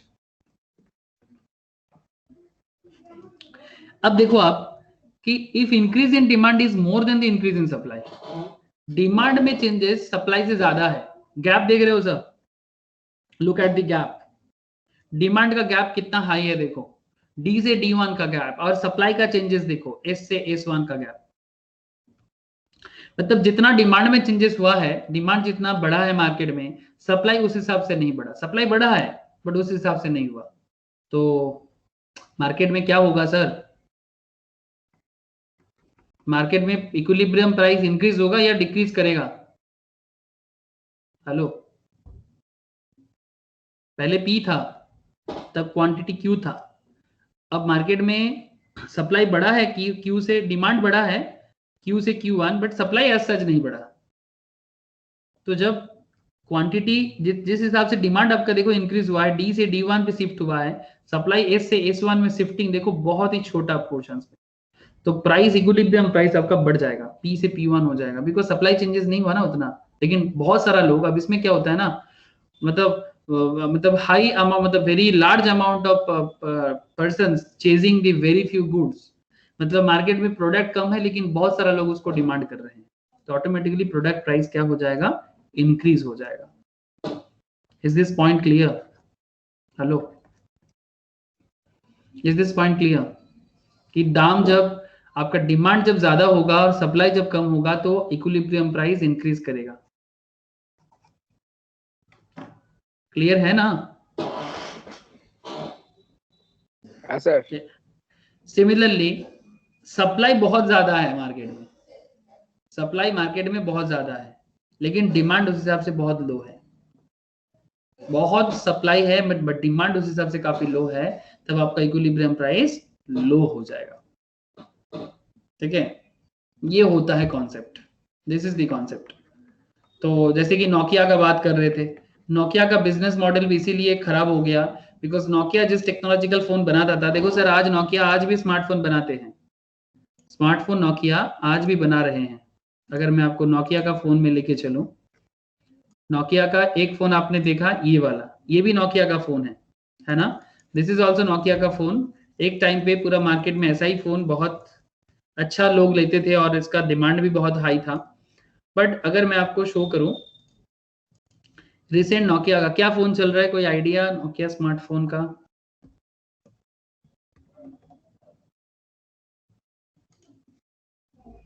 यहाँ मुझे एक फोन मिला है नोकिया 7.2, नोकिया 7.2। मैं आपको फिर से, मैं आपको फोन नहीं सेल कर रहा, मैं आपको बस दिखा रहा हूं कि देखो सिचुएशंस क्या है कि नोकिया क्या किया, नोकिया अपना मार्केट डिमांड को, मतलब डिमांड एंड सप्लाई को ना कॉन्सेप्ट को समझ नहीं पाया कि वो टेक्नोलॉजिकल चेंजेस के साथ अडेप्ट नहीं कर पाया। एक टाइम पे जब नोकिया ये फोन सेल करता था, ठीक है, तब यही फोन मार्केट में 5,000 में बिकता था, लेकिन उस मोमेंट में दूसरा कंपनीज लाइक सैमसंग, उसका सेम कंपटीटर उसका, वो स्मार्टफोन लाइन में अच्छा अपने आप को डेवलप कर लिया था, बट नोकिया नहीं कर पाया। नोकिया बहुत बाद में स्मार्टफोन मार्केट में आया और अभी आगे सरवाइव करना मुश्किल हो रहा है नोकिया के लिए। क्या मैं सही बोल रहा हूँ? नोकिया का स्मार्टफोन बहुत ज्यादा सेलेबल है क्या इंडियन मार्केट में? No sir. नो सर, इसका डिमांड हाई नहीं है। इवन ऐसे भी कोई कोई कहता है कि इसका जो एंड्रॉयड सेटअप है वो उतना अच्छा नहीं कर पाया, एंड्रॉयड के साथ नोकिया अपने आप को एज सच नहीं कर पाया। नोकिया ने विंडोज के साथ भी एक टाई अप किया था, वो टाई अप भी काम नहीं करा बिकॉज विंडोज का फोन चला नहीं सर, विंडोज फोन में चला नहीं, एकदम नहीं चला। विंडोज कंप्यूटर लैपटॉप में ही ठीक है, विंडोज फोन में नहीं चला, ठीक है। तो नोकिया का ये एक प्रॉब्लम रहा कि टेक्नोलॉजिकल चेंजेस के साथ वो सप्लाई और डिमांड को ना समझ नहीं पाया। इसलिए क्या हो गया, वही मैं आपको समझाने का कोशिश कर रहा हूं कि जब डिमांड मार्केट में सप्लाई तो वो हाई फाई कर रहा था, अपना ओल्ड जो स्टॉक्स था सप्लाई उसका बहुत था, बट मार्केट में डिमांड कम हो गया उसका, तो ऑटोमेटिकली क्या हुआ कि प्राइस जो है वो गिर गया, जो उसका पुराना स्टॉक था उसका भी प्राइस इसका गिर गया, ठीक है। सिमिलर पॉइंट में डिमांड हाई है, सप्लाई नहीं कर पाया तो प्राइस बढ़ गया। तो ऐसा भी हो सकता है, जैसे ऑनियन पे आप ऐसे सोच सकते हो, डिमांड बहुत हाई है ऑनियन का करेंटली, बट मार्केट में सप्लाई ऑनियन का है नहीं, तो ऑटोमेटिकली ऑनियन का प्राइस 30-40 से 80 में रन कर रहा है। तो एग्जैक्टली इस तरह से जब simultaneously demand and supply changes होता है तो इक्विलिब्रियम प्राइस में कैसे चेंजेस होता है, इकोनॉमिकल ग्राफिकल प्रेजेंटेशंस एकदम झक्कास है क्या सर, पानी बराबर लगा या नहीं, मतलब आज समझे आप, किसी और को समझा सकते हो कि नहीं, ये इंपॉर्टेंट है। क्लियर है कि नहीं, बताना सर।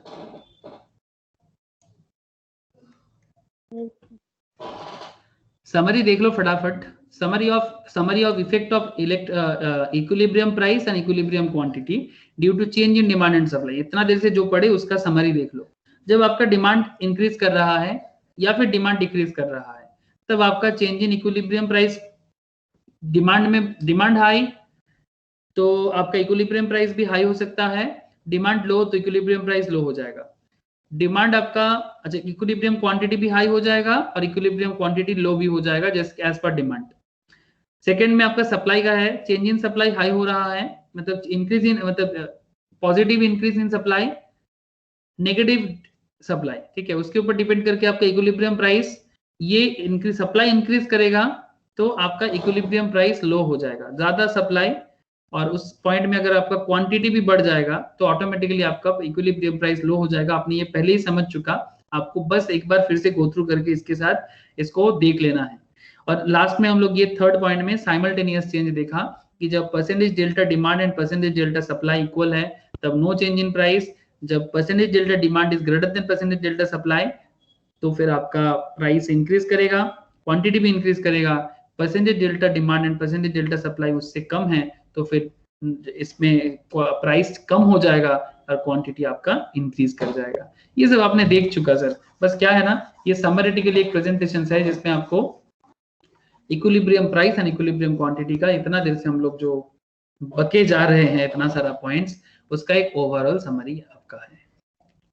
क्लियर है एकदम, इक्विलिब्रियम प्राइस कंप्लीट हो चुका मेरा इक्विलिब्रियम प्राइस, ठीक है। इक्विलिब्रियम प्राइस में जो जो पॉइंट था, जो जो ग्राफ था, मैंने आपको सारा का सारा बता दिया, ठीक है। अब मैं आपसे बात करने जा रहा हूं परफेक्ट कंपटीशंस पे, ठीक है। ऐसे मार्केट है, मार्केट में कंपटीशंस रहेगा तो कंपटीशंस के वाइज डिपेंड करके मार्केट को हम लोग अलग अलग नाम से डिवाइड किए हैं। आप लोग पहले कला क्लास में भी देखे हो, मार्केट का जो इंट्रो क्लास था उसमें आपने देखा कि भाई परफेक्ट कंपटीशंस होते हैं, मोनोपॉली होते हैं, मोनोपॉलिस्टिक होते हैं, ऑलिगोपॉली होते हैं, डुओपॉली होते हैं। तो वही उसी का परफेक्ट कंपटीशन जो वेरी वेरी इंपॉर्टेंट है, यहां से सवाल आता ही आता है, कॉलेज के एग्जाम में भी आता है, सीए के एग्जाम में भी आता है, सीएस में भी पूछता है, very very important area. Perfect competitive market जो है, परफेक्ट कंपटीशंस मार्केट में मीनिंग ऑफ परफेक्ट कंपटीशंस, पहला बात, मार्केट परफेक्ट कंपटीशन में क्या होता है sir, market is said to be perfectly competitive when demand and supply forces operate freely to determine the market price. मतलब प्रोडक्ट का दाम क्या होगा ये मार्केट तय करेगा, दुकानदार तय नहीं करेगा कि वो क्या दाम पे मार्केट में सेल करना चाहता है, ये मार्केट तय करेगा। इसलिए यहाँ पर एक बहुत फेमस लाइन आता है कि market is the price maker, ठीक है, and firm is the price taker. Firm is the price taker, मैं आपको इसके बारे में आगे चर्चा करूंगा, it's a very important point. Firm is the price taker and market is the price maker, मतलब इंडस्ट्री, मतलब ये जो जिस प्रोडक्ट है, जैसे कि ऐसा एग्जांपल बताओ सर इसका बेस्ट एग्जांपल आपको मैं बता सकता हूं, जैसे कि there is the price is uniform for the whole market, there is no restriction on entry, no product differentiation and no market concentrations. No restriction on entry, no product differentiation and no market concentrations. मतलब जैसे कि सब्जी market, आप लोग vegetable market visit तो किए होंगे आपके आपके लोकल एरियाज में। हेलो सर, अपने लोकल एरिया में वेजिटेबल मार्केट में विजिट किए हो कभी? मछली बाजार, अगर मछली खाते हो तो, अगर नहीं खाते हो तो कम से कम सब्जी तो सबको ही खाता है सर, इसलिए मैं सब्जी बाजार का एग्जांपल लेता हूँ। देखो जो लोग वेजिटेरियन है उनको दिक्कत हो जाएगा, तो सर क्या सर मांस मच्छी खिला रहे हो? अच्छा सर वेजिटेबल मार्केट में चलते हैं। वेजिटेबल मार्केट, ये वेजिटेबल मार्केट में जब भी हम लोग बात कर रहे हैं, ये देखो वेजिटेबल मार्केट, ये वेजिटेबल मार्केट देख रहे हो सर, ऐसे इंडिया का मार्केट दिख ही रहा है सर, एकदम इंडियन वेजिटेबल मार्केट। ये देखो मौसी सेल कर रहा है, यहाँ पर कोई चाचा है, चाची है, कोई भैया है यहाँ पर देखो, ठीक है। ये भैया यहाँ पर क्या कलरफुल सब्जी बेच रहा है सर, ओह ये बड़ा अच्छा दिख रहा है मुझे। तो ये जो सब्जी यहाँ पर बेच रहा है, आप मुझे एक चीज बताओ कि इसका टमाटर का प्राइस, ये जो टमाटर बेच रहा है और ये इसका टमाटर का प्राइस में क्या बहुत अंतर रहेगा क्या? हाँ सर, ये हो सकता है कि मे बी दिस पर्टिकुलर बंदा, हो सकता है कि आप 5 किलो टमाटर लोगे, इसका पर्सनल सेलिंग कॉन्सेप्ट है, भाई 5 किलो टमाटर लेगा तो फिर आपको 5 रुपया कम करेगा, ये कम नहीं करेगा, ये इसका पर्सनल पॉइंट हो सकता है कि भाई ये कम में नहीं बेचता, हो सकता है कि वो देसी टमाटर बेच रहा है, ये बोलेगा मेरा हाइब्रिड है, उसका देसी है, कुछ भी एक बात चल सकता है, बट टमाटर का जो दाम है वो तो यूनिफॉर्म होगा। यस और नो? हेलो। और अगर आप चाहो तो आप इस मार्केट में आके दुकान खोल सकते हो, अगर जगह है आपको बैठने का, if you get the place to sell your vegetables, then you can easily enter into this market, और आपको जब मन होगा तो आराम से यहां से निकल भी सकते हो। यस और नो सर? हेलो, समझ में आ रहा है? तो ऐसा वेजिटेबल मार्केट है, ग्रोसरी शॉप का दुकान है, आपका फिश मार्केट है, ये सब परफेक्ट कॉम्पिटिटिव एग्जांपल का, मतलब परफेक्ट कॉम्पिटिटिव मार्केट का सबसे बेस्ट एग्जांपल आप मान सकते हो। परफेक्ट कॉम्पिटिटिव मार्केट में ये एक बहुत अच्छा एग्जांपल है, सब्जी मार्केट, वेजिटेबल मार्केट, तो वेरी वेरी मतलब ग्रेट एग्जांपल्स।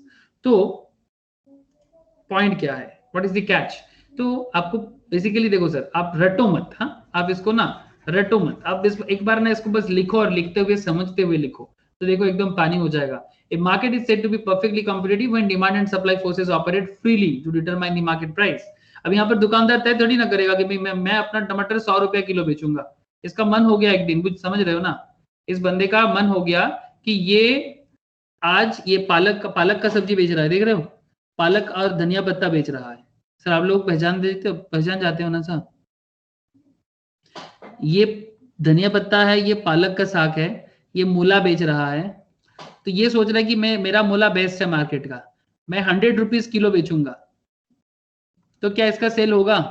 वो दाम लगा सकता है अपना प्रोडक्ट का दाम। मेरा सवाल आपसे है, क्या वो 100 रुपीज केजी में मूला बेचेगा तो क्या उसका सेल होगा?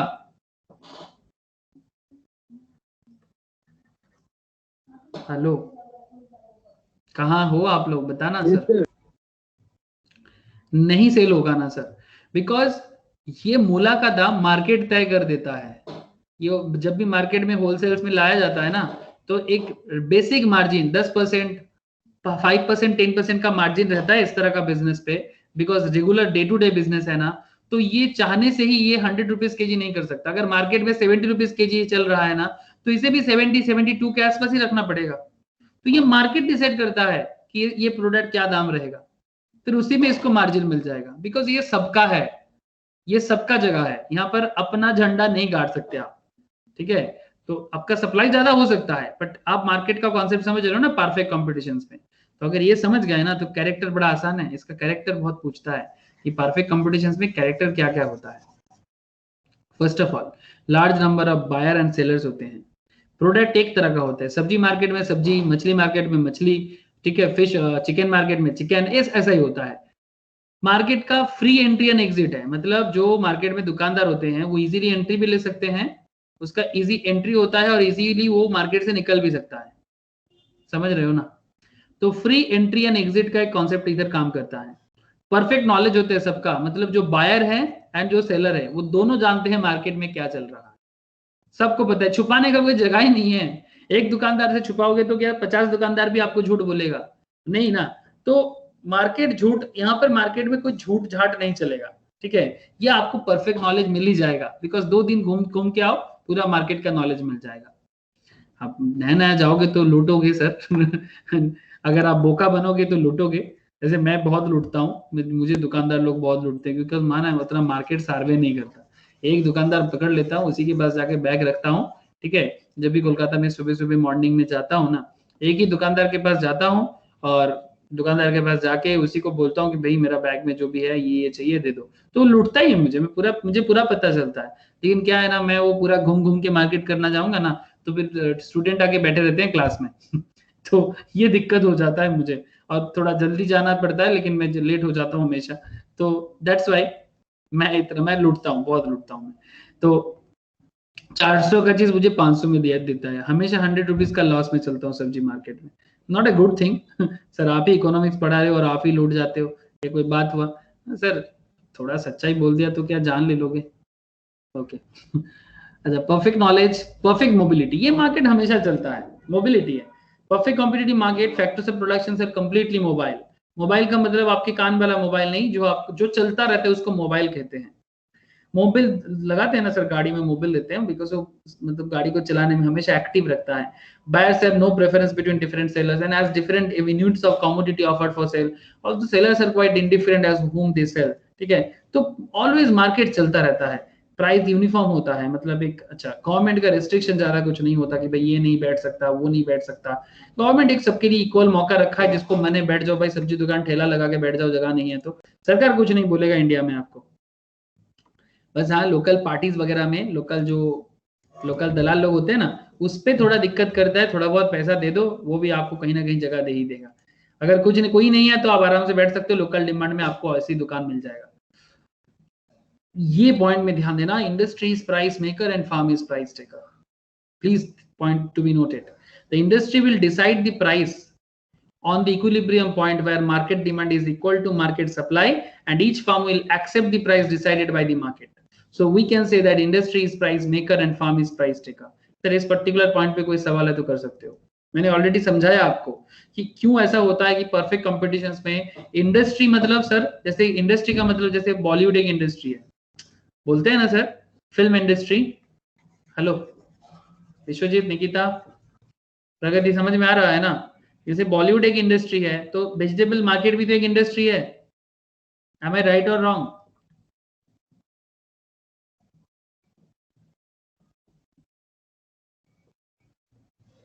सर आप लोग हो या नहीं हो पता नहीं चल रहा है। सर यार राइट सर। ओके, तो अल्टीमेटली जैसे मतलब मुंबई में मूवी बना रहे हो तो फिर प्राइस मेकर प्राइस टेकर का एग्जैक्टली तो ये परफेक्ट कॉम्पिटिशन में ना जो इंडस्ट्री है ये डिसाइड कर लेता है कि मार्केट में आज मूला क्या दाम पे बेचेंगे, मार्केट में मूला का क्या रेट होगा, मार्केट में टमाटर का क्या रेट होगा, कैप्सिकम का क्या रेट होगा, ठीक है, बैगन का क्या रेट होगा, ये आपका ब्रोकोली दिख रहा है, ब्रोकोली का क्या रेट होगा, ठीक है। यहाँ पर आपको और क्या दिखा सकता है सर, ये झींगा है, झींगा का क्या रेट होगा, ये कुंदरू है, कुंदरू का क्या रेट होगा, ठीक है। तो एग्जैक्टली ये रेट ऑलरेडी मार्केट डिसाइडेड होते हैं, तो इंडस्ट्री डिसाइडेड रेट में ही आपको सेल करना पड़ता है। कोई 4 रुपया 2 रुपया इधर उधर हो सकता है सर, वो बात नहीं है, but mainly industry is the price maker and firm, जो मतलब फार्म मतलब जो बिजनेस यहाँ कर रहा है वो प्राइस टेकर है, ठीक है। ओके सर, समझ गए। बार बार बोलने से थोड़ी ना कोई अलग बोल दोगे सर। हाँ ठीक है सर, अलग नहीं बोलूंगा। तो short run and long run का कॉन्सेप्ट देखो sir. In perfectly competitive market firm में earn super profit, very very important point. In perfectly competitive market firm में अर्न सुपर प्रॉफिट।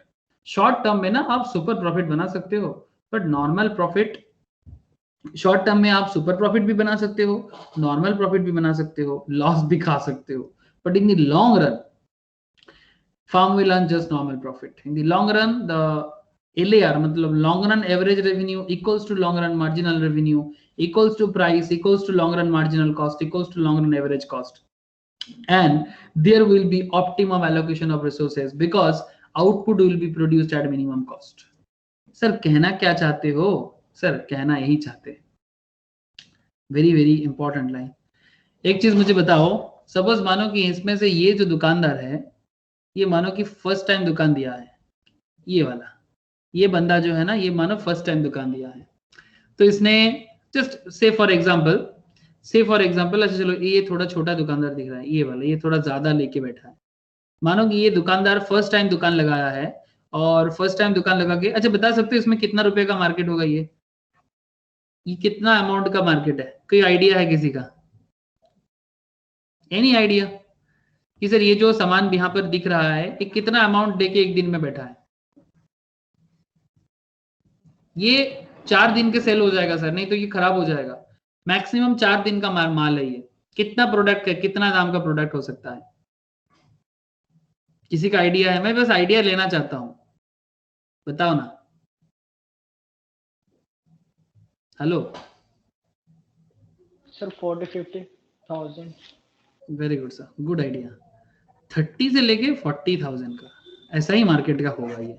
30-40 हजार का माल है, 3-4 दिन में सेल करना है। वेरी गुड सर, तो गुड आइडिया, बिकॉज इस तरह का आइडिया होना बहुत जरूरी है। तो ये 30 से 40 हजार का माल है, 2 से 3 दिन मैक्सिमम फ्रेश रहेगा, नहीं तो कोई लेगा ही नहीं सर। तो 30-40 हजार का माल है, फिर आपको सेल करना है। अब मानो कि ये बंदा मतलब एक लोअर मिडिल क्लास या पोर बंदा है, तो कैसे भी करके जुगाड़ किया पैसा, फिर ये 30-40 हजार लगाया, लेकिन वो मार्केट में इसको प्रॉपरली सेल नहीं कर पा रहा है। तो या तो 2-3 चीज हो सकता है कि बंदा पोर था, फिर सोचा कि भाई सब्जी बिजनेस में अच्छा प्रॉफिट है, तो वो वेजिटेबल बिजनेस में आ गया और आके 30-40 हजार कहीं से लोन लिया और फिर मार्केट में आया। ये हो सकता है 30-40,000 लगा के एक हफ्ता में वो मोटा मोटी 20% का रिटर्न तो कमा ही लेगा। तो 20% रिटर्न कमा लेगा तो 40 हजार का 20% कितना हो जाएगा सर? 6,000 एक्स्ट्रा। तो करीब 6 से 8 हजार, मतलब एक हफ्ता में वो 7-8 हजार कमा लेगा, अगर प्रॉपरली वो मेंटेन कर पाए तो। एक्स्ट्रा फिर उसको वो अगेन मतलब 5 हजार तो हो जाएगा सर। तो 40 से 5,000 45,000 लेके अगर एक बार वो सर्वाइव कर गया तो शॉर्ट रन में सुपर प्रॉफिट हो सकता है। शॉर्ट रन में जगह टू जगह डिपेंड करता है। शॉर्ट रन में सुपर प्रॉफिट, शॉर्ट रन में लॉस होके ये बिक के दुकान बंद करके भी चला जा सकता है। कोई चला ही नहीं पाया क्योंकि मार्केट का जो कॉन्सेप्ट समझ ही नहीं पाया, और या फिर वो नॉर्मल प्रॉफिट। लेकिन लॉन्ग रन में एक बार टिक गया ना सर, जैसे कि मुझे ऐसा लग रहा है कि ये दुकानदार तो कम से कम पुराना दुकान ही लग रहा है, अगर एक बार आप लॉन्ग रन में टिक गए ना, तो फिर आप सुपर प्रॉफिट तो नहीं कर पाओगे, बट आपका बिजनेस एक एवरेज प्रॉफिट देता जाएगा। ये इस तरह का बिजनेस का एक बहुत बड़ा कैरेक्टर है परफेक्ट कंपटीशन में। एक बार टिक गए तो मार्केट आपका चल जाएगा, बिकॉज डेली नेसेसिटीज का है, टिकना मुश्किल है। एक बार टिक गए तो बस और कोई चिंता नहीं, एवरेज प्रॉफिट होता जाएगा, नॉर्मल प्रॉफिट कहते हैं उसको। लेकिन हाँ, शॉर्ट रन में कोई तो बहुत कमाते हैं सर। मैं ऐसा कोई सब्जी वाले को जानता हूँ कि वो पर डे 70,000 का प्रोडक्ट सेल करता है, पर डे 70,000। मतलब अगर 10% का भी मार्जिन है तो डेली 7,000 का कमाई है सर। मैं जिस एरिया में रहता हूँ, VIP रोड केष्टपुर एरिया में रहता हूँ, इस एरिया में मैं ऐसा भी सब्जी वालों से मतलब बात करता हूँ उनसे कि भाई कितने का सब्जी है, और इतना आइडिया मुझे भी है कितना हो सकता है। पर डे 10% का मार्जिन, सब कुछ काट कुट के 7,000 से अगर कुछ जो लोग रखता है दुकान में, 2 जन और रखता है, और उनको भी अगर 2,000 दे भी देना सर पर डे का, फिर भी उनका 5,000 अपना, 5,000 का 4,000 बिजनेस में लगा दे, 4,000 नहीं 2,000 बिजनेस में लगा दे। चलो बिजनेस में लगी लगाना, घर ही लेके चलते हैं। 30,000 30 डे का 1.5 लाख का महीने का कमाते हैं सर। MBA करके 8,000 का नौकरी से तो बहुत अच्छा सब्जी बिजनेस करना। सीरियसली, बस थोड़ा वे बदल दो। आजकल ऑनलाइन ऑफलाइन क्या क्या चल रहा है, कॉर्पोरेट हो जाएगा सर। सब्जी वाला बनने में कोई बुराई नहीं है, बहुत कमाते हैं। मैंने बहुत बार हिसाब लगाया, मेरे स्टूडेंट से प्रोजेक्ट भी करवाया, रियल लाइफ प्रोजेक्ट करवाया। ओके सर, आप लोग भी प्लीज फाइंड आउट करना, रियल लाइफ में बहुत कुछ समझने को मिलेगा। 10 लाख का MBA, फिर 10,000 का जॉब, फिर कुछ दिन बाद कंपनी से भगा रहा है।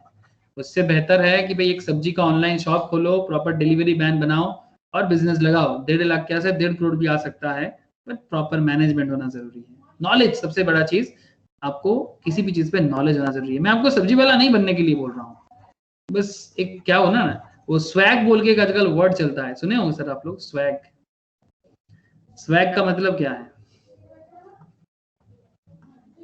स्वैग से करेंगे सबको स्वागत। मतलब बिजनेस करो, स्टाइल से करो, स्वैग से करो, तो सब्जी वाला नहीं कहलाओगे सर, बिग बास्केट कहलाओगे। सब्जी तो बेचता है सर। ग्रोफर्स बनो, सब्जी वाला नहीं कहलाओगे। खादिम्स बनो तो मोची नहीं कहलाओगे, बट मोची का ही काम करते हैं। बाटा बनो तो मोची नहीं कहलाओगे। जारा बनो तो फैशन डिजाइनर कहलाओगे, टेलर नहीं कहलाओगे। समझ में आ रहा है ना सर पॉइंट क्या है? हेलो सर, जारा बहुत ही फेमस एक फैशन डिजाइनिंग कंपनी है।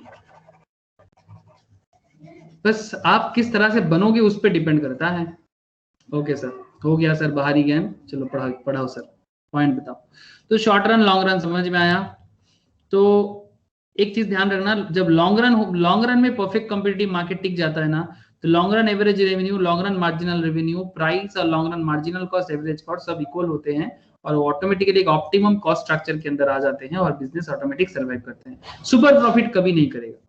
तो अगर ये पॉइंट आपको समझ में आया तो फिर ये जो इसका कंक्लूजन है परफेक्ट कॉम्पिटिशन का, इसमें क्या होता है ना, price equals to average revenue equals to marginal revenue equals to demand होते हैं। ये जो ग्राफ आपको दिख रहा है ना, इसका यही इसका डिमांड ग्राफ, यही इसका एवरेज रेवेन्यू, वही इसका मार्जिनल रेवेन्यू, वही इसका प्राइस।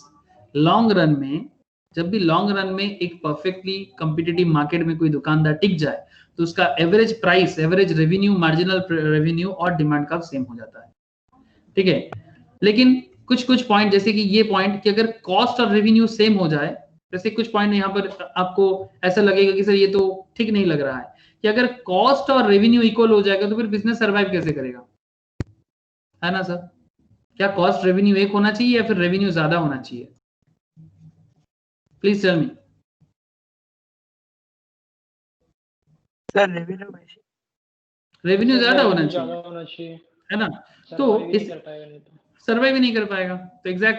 तो एग्जैक्टली इसी पॉइंट को देखते हुए इसका कुछ परफेक्ट कॉम्पिटिशन्स के बारे में कुछ कहा जाता है ऐसा कि मतलब जो इकोनॉमिस्ट ने जब परफेक्ट कॉम्पिटिशन्स को बनाया, इसको थोड़ा बहुत सही है, लेकिन कुछ पॉइंट्स इकोनॉमिस्ट ने जो बताया वो लॉन्ग रन मतलब समय मतलब टाइम टू टाइम उतना मैच नहीं करता।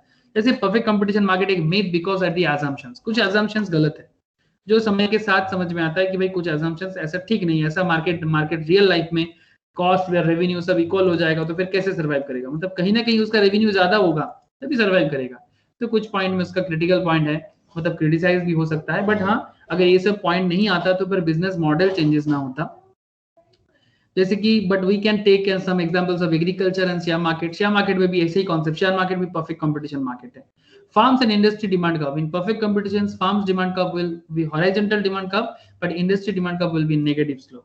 Transportation cost and selling cost are not found. मतलब इसमें transportation and selling cost को out of रखा गया, जो इसमें एक perfect competitions में एक negative है। मतलब ये transportation cost, selling cost तो आता है ना, selling cost उसका भी है, transportation cost भी है उसका, तो ये थोड़ा बहुत नजरअंदाज किया गया। ये थोड़ा आप लोग क्रिटिसाइज कर सकते हो। प्योर और फ्री competitions में क्या है कि if only the first three condition exist, it will be treated as pure or free competitions. मतलब पहला तीन कंडीशन मतलब large number of buyer and sellers, homogeneous product and free entry and exit, तो अगर ऐसा हो तो तब उसको pure and free competition कहा जाता है। Free entry exit, homogeneous product मतलब एक ही तरह का दो तरह का होता है, होमोजेनस एंड हेटेरोजेनस। हेटेरोजेनस में क्या होता है, प्रोडक्ट्स में वैराइटीज आते हैं, होमोजेनस में प्रोडक्ट इक्वल होते हैं, सेम तरह का होता है, मतलब सब्जी तो सब्जी, मछली तो मछली, तब होमोजेनस। तो अगर ये तीन कॉन्सेप्ट जहां दिख जाएगा ना तो उसको क्या होगा ना, प्योर कंपटीशन है ना, प्योर परफेक्ट कंपटीशन या फिर फ्री परफेक्ट कंपटीशन। अगर आप ये समझ गए ना सर तो आप ये वाला भी समझ जाओगे। देखो सर, कॉन्सेप्ट के साथ चलना है तो फिर आपको सब कुछ मुझे भी पढ़ाने का जरूरत नहीं है, आप भी आधा चीज समझ जाओगे। ये देखो, ये industry is price maker and firm is price taker. ठीक है, ये पॉइंट देखो सर, ये तो ये टेबल जाना पहचाना सा है sir. Is this table non table है? प्राइस आपका 1 2 3 4 5, डिमांड आपका इस तरह से, सप्लाई आपका 10 20 30 40 50। तो अल्टीमेटली एनालिसिस में आपका प्राइस हो रहा है 3, डिमांड और सप्लाई इक्वल जहां हो रहा है, तो ये प्राइस मेकर है। ठीक है, इंडस्ट्री प्राइस रेडी कर रहा है। अब प्राइस टेकर कैसे हो जाएगा? देखो, अब जो दुकानदार है वो प्राइस टेकर कैसे बन जाते हैं, बस यही आपको थोड़ा समझना है। सिंपल पॉइंट है, बहुत सिंपल पॉइंट है। आपने तो तय कर लिया कि भाई आपका प्राइस 3 ही होगा, ये तो आपने यहाँ से डिसाइड करके निकाल लिया, ये तो क्लियर है सबको। प्राइस आपका 3 है, चाहे सिचुएशंस कुछ भी हो जाए। अब क्वांटिटी सोल्ड, प्राइस 3 है, आप क्वांटिटी सोल्ड कितना कर रहे हो 1, सप्लाई यूनिट कितना है 3, एवरेज रेवेन्यू कितना आएगा टोटल रेवेन्यू बाय क्वांटिटी करके, फॉर्मूला तो पता होगा, लास्ट क्लास में क्या था, टोटल रेवेन्यू से क्वांटिटी को हटाओ तो total revenue divided by quantity करोगे तो टोटल रेवेन्यू आपका कितना है 3 डिवाइडेड बाय 1, तो 3 डिवाइडेड बाय 1 करोगे तो 3। अगेन फिर से जब प्राइस आपका 3 है, टोटल क्वांटिटी 2 है, ये आपका 6 हो जाएगा, तो फिर अगेन आप टोटल रेवेन्यू करो, total revenue by quantity, again देखो आपका 6/2 3 हो जाएगा। जैसा करते जाओगे हर एक केस में आपका एवरेज रेवेन्यू 3 ही आएगा, ठीक है, हर केस में। मार्जिनल रेवेन्यू करो, मार्जिनल रेवेन्यू कैसे कैलकुलेट होता है, डेल्टा टोटल रेवेन्यू मतलब टोटल रेवेन्यू पे चेंज डिवाइडेड बाय क्वांटिटी पे चेंज करने जाओ, ये कैसे निकलता है, मार्जिनल रेवेन्यू टोटल रेवेन्यू पे चेंज, देखो टोटल रेवेन्यू पे चेंज, ये है आपका टोटल रेवेन्यू, क्वांटिटी के साथ अगर आप क्वांटिटी के साथ अगर प्राइस को ऐड कर दोगे, मार्जिनल रेवेन्यू कैसे मिल जाएगा सर, 3 6 सप्लाई यूनिट के साथ भी मिल जाएगा आपको, 3 6 9 12 15 हर केस में मतलब सप्लाई का जो चेंजेस आ रहा है, रेवेन्यू का चेंजेस डिवाइडेड बाय क्वांटिटी का चेंजेस, ये फॉर्मूला में पुट करके देखो तो ये 3 आ रहा है कि नहीं, सब कोई थोड़ा सा, delta TR divided by delta quantity, ये आएगा, हाँ सर, टीआर बाय क्वांटिटी आ रहा है क्या, कैसे आ रहा है समझा तो थोड़ा,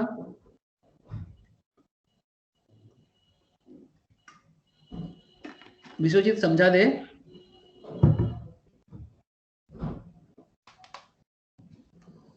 ये सर तो बोल दिया, समझा तो सही sir AR equal to MR, AR equal to MR,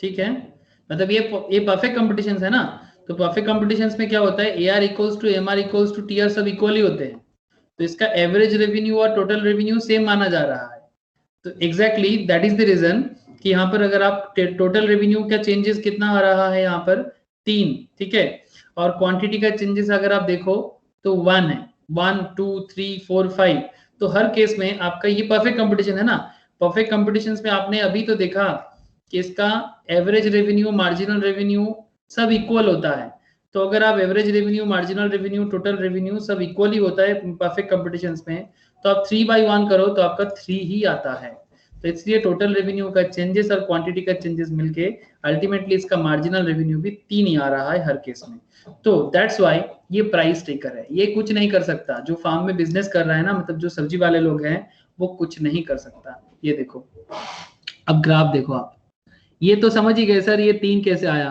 है ना, आपको क्या करना है बस एक्स्ट्रा ये परफेक्ट कॉम्पिटिशन्स का एक डिमांड का बनाना है, इसमें एक एक्स एक्सिस एक वाई एक्सिस आपका इधर रहेगा, तो अगर आप इसमें average revenue marginal revenue price and demand का इक्वली होते हैं, तो ये जो 3 वाला लाइन है ना, ये जिस पर्टिकुलर पॉइंट पे कनेक्ट करेगा वही उसका डिमांड का बन जाएगा, वही उसका डिमांड का बन जाएगा, और टोटल रेवेन्यू जो होगा ना वो एक एवरेज 45 डिग्री एंगल में दिखेगा, बिकॉज अल्टीमेटली अगर लॉन्ग रन में आप टिक रहे हो ना तो आप एक नॉर्मल प्रॉफिट करोगे, और नॉर्मल प्रॉफिट जब करोगे ना तो उसको एक एवरेज, जैसे कि टोटल अगर 90 डिग्री है, ठीक है, तो एवरेज कितना हो जाएगा 45, तो एवरेज प्रॉफिट के कारण टोटल रेवेन्यू को हमेशा एक 45 डिग्री एंगल से डिनोट किया जाता है, दैट्स व्हाई ये 45 डिग्री लाइन। बताना सर समझ में कुछ आया कि नहीं आया,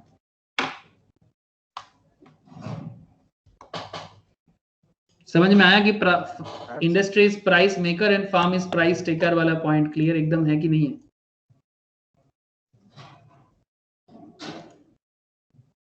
क्लियर है ना सर? Yes sir. ओके, तो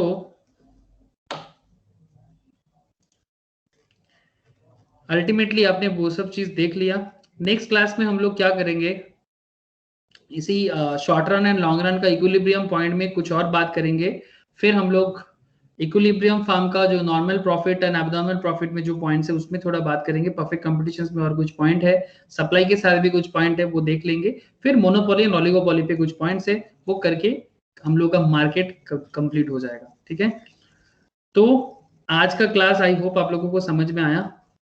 अगर कोई डाउट हो तो पूछ सकते हो, बट मुझे नहीं लगता डाउट है। अगर है तो ऑब्वियसली पूछ सकते हो, इतना मैं जरूर कहूंगा।